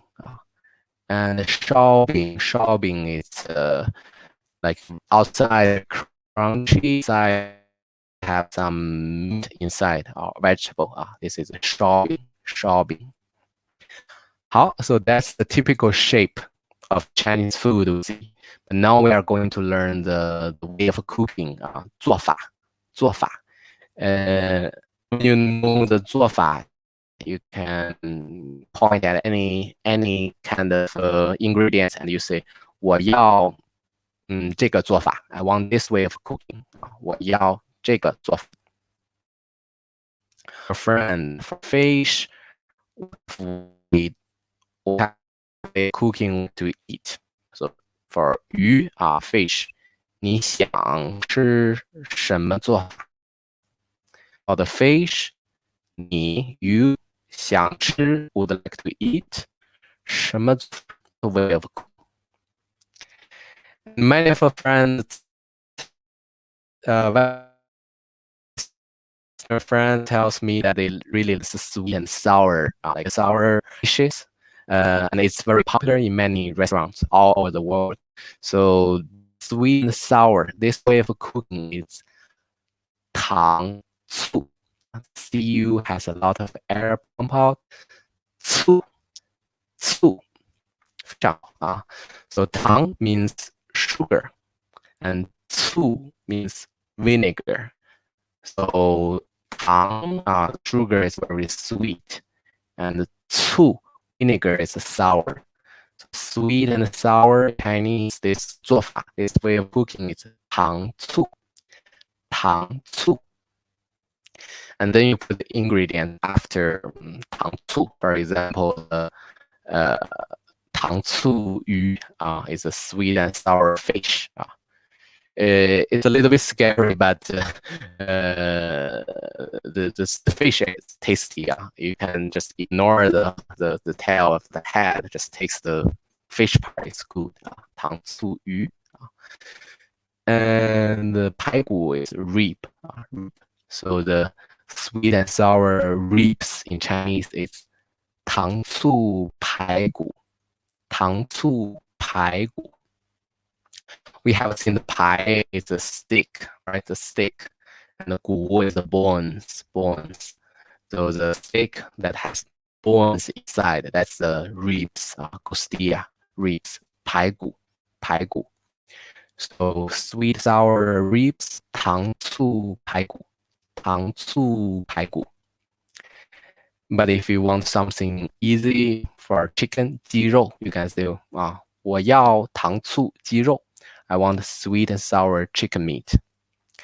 In pork, we can say 里脊. Li ji is the best part of the pork. It's the back, like the back part meat of pork. It's very good.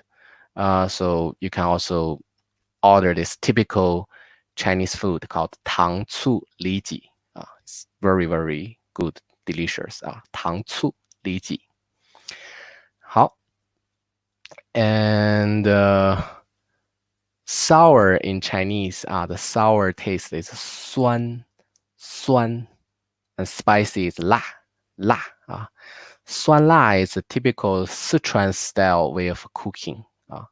So if you want the sweet, the sour spicy soup will be 酸辣汤.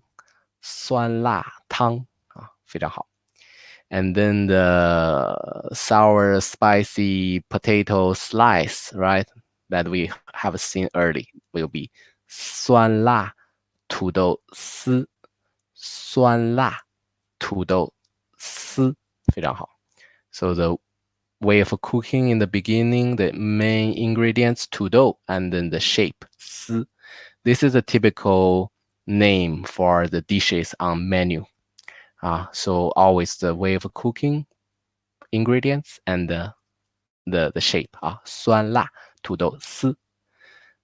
Rice noodle we see the 粉丝 earlier, so this will be 酸辣粉丝啊，酸辣粉丝。非常好啊。Now let's move on to fry. And fry in China, we have many types of fry. So the super deep fry will be 炸. Super deep fry of French fry, 炸薯条. To fry the meatball, 炸丸子. And KFC chicken, right? The super deep fried chicken leg, 炸鸡腿. 腿 is leg, 腿. So 炸鸡腿. Perfect. But the most popular way for fry will be stir fry in China. Stir fry in Chinese is 炒. I think most of you have heard 炒面, fried noodle, or 炒饭, fried rice. That means stir fried. It's not a deep fry or light fry. It's stir fried to mix all the ingredients. So for example, here, typical Sichuan food, spicy, 小炒肉, little stir fry of the meat, 小炒肉. And 青椒 is the pepper, the green pepper that is not spicy. This dish is not spicy. So green pepper, 青椒. We use green pepper to cook the meat. So 炒肉, stir fry with the meat. 青椒炒肉. Green pepper, stir fry with meat. 青椒炒肉. And a very typical food, 炒饭 with the egg, 蛋 炒饭, the egg fried rice, 蛋炒饭。非常好啊，蛋炒饭。Also, we have seen the little fry, not stir fry, not deep fry, but if only we fry one side or with a little bit oil, then this type of fry is 煎. You usually cook with a pot with flat bottom. So this way of fry will be 煎. So fried egg, 煎蛋. The pancake on the street, the street pancake, 煎饼. And fried dumplings, light fry, 煎饺. 非常好啊。Yeah, pan fried, perfect. Thank you. I'm also learning from you, Colleen. Very good. So the pan fried, it's 煎饺. 谢谢好 Good. And the Sichuan food is very popular in many countries. It's very spicy. So this non-spicy, that after you eat and you feel the lips a little bit numb. So that kind of spicy, it's 麻辣. Ma is like numb, and la is spicy. So it's a very popular. Almost all the restaurants have this dish, 麻辣, this way of cooking. So if you have tried the 火锅 hot pot, you know that it's very good. And nowadays we have another pot, hot pot. It's like you choose the ingredients but no soup, and that one will be 香锅. This is like a dry pot. So the spicy dry pot in Chinese is 麻辣香锅.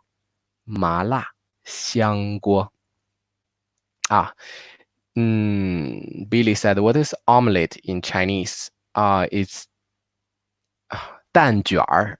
You remember 卷儿 is the roll, right? So you can say 鸡蛋卷. The chicken roll, sorry, not chicken, the egg roll, right? 鸡蛋卷, that's omelette. 鸡蛋卷。Back to this one 说麻辣香锅麻辣小龙虾。虾 we said is shrimp, right? And long, anyone knows what animal, what is long? Long. 小 is small. So the little lobster is actually the let me take a look if someone can tell me what is long. It's my zodiac also. Long is a dragon. So the dragon shrimp is lobster. Lobster. It's the small dragon shrimp. It's the lobster. Perfect, Stefan. Thank you. So 麻辣小龙虾，麻辣小龙虾。And the 麻辣烫, it's like another way of hot pot, but it's hot pot on the street. Like you eat usually by yourself. This one is 麻辣烫. 麻辣烫. Tang is like a burning hot. So you put the ingredients and in this big hot soup for like 10 to 15 minutes until it's fully boiled, cooked, and you can eat. This is like a super good thing if you eat by yourself. 没有朋友, you can eat 麻辣烫. 麻辣烫. And the spicy beef noodle, 麻辣牛肉面. 麻辣牛肉面. 非常好. And maybe you don't want to eat that something spicy. You may want something light and also tasty. Then I will strongly recommend you this type of cooking. This one is called 蒜蓉. 蒜蓉. Also, you can call it 蒜末. We learned more is the foam, the minced stuff, right? 蒜 is garlic. So if you cut the garlic, minced garlic will be 蒜蓉 or 蒜末. But the name sounds better in 蒜蓉. So the minced garlic vegetable will be 蒜蓉 plus the vegetable's name. So for example, broccoli. Broccoli in Chinese is 西兰花. 西兰花. So in a restaurant, you may ask 服务员 waiter, 有没有西兰花? Do you have a broccoli? And the 服务员 tells you yes. 对对，我们有西兰花. We have a broccoli. And then you can say 我要蒜蓉西兰花. I want the minced garlic broccoli. 我要蒜蓉西兰花. This is like a typical one. Every restaurant knows how to cook the 蒜蓉 method. So if you really not sure what they have, this is like a safe your insurance to have something good and tasty. 蒜蓉西兰花. And then this one is my favorite dish. So it's also have the 蒜蓉, the minced garlic on top of it, and粉丝, the rice noodle, right? To get the flavors. And then the 虾 shrimp. This one is steamed with soy sauce. 非常好吃，太好吃了蒜蓉粉丝虾蒜蓉粉丝虾。Okay, guys, this is like a little bit of knowledge about how to order in China. If you see the menu, you will always see the way of cooking, the ingredients, and the shape of the dish. So if you are, next time you go to a restaurant, make sure you ask for the secret menu, and you can see some interesting things on the menu. And that will be the class of today. 谢谢大家. Thank you guys for coming to join me for this lesson. I hope next time you can make a plan with your friend with 怎么样我们去饭店吃中国菜怎么样? We go to eat Chinese food 怎么样啊 or simply 我们去喝咖啡怎么样啊 how about we go to drink coffee or 我们喝啤酒怎么样啊 how about we drink beer. So remember, this is the keywords for you to make plan with your friends. Thank you, everyone. Thank you, Stefan, Colin, Marina, Billy. Thank you. And if you guys want to have the PowerPoint, you feel free to come to my page. And also, if you never take class on italki, I will give you this register link for you to get 10 credits, $10 credits. And feel free to drop me a message if you want the PowerPoint to review.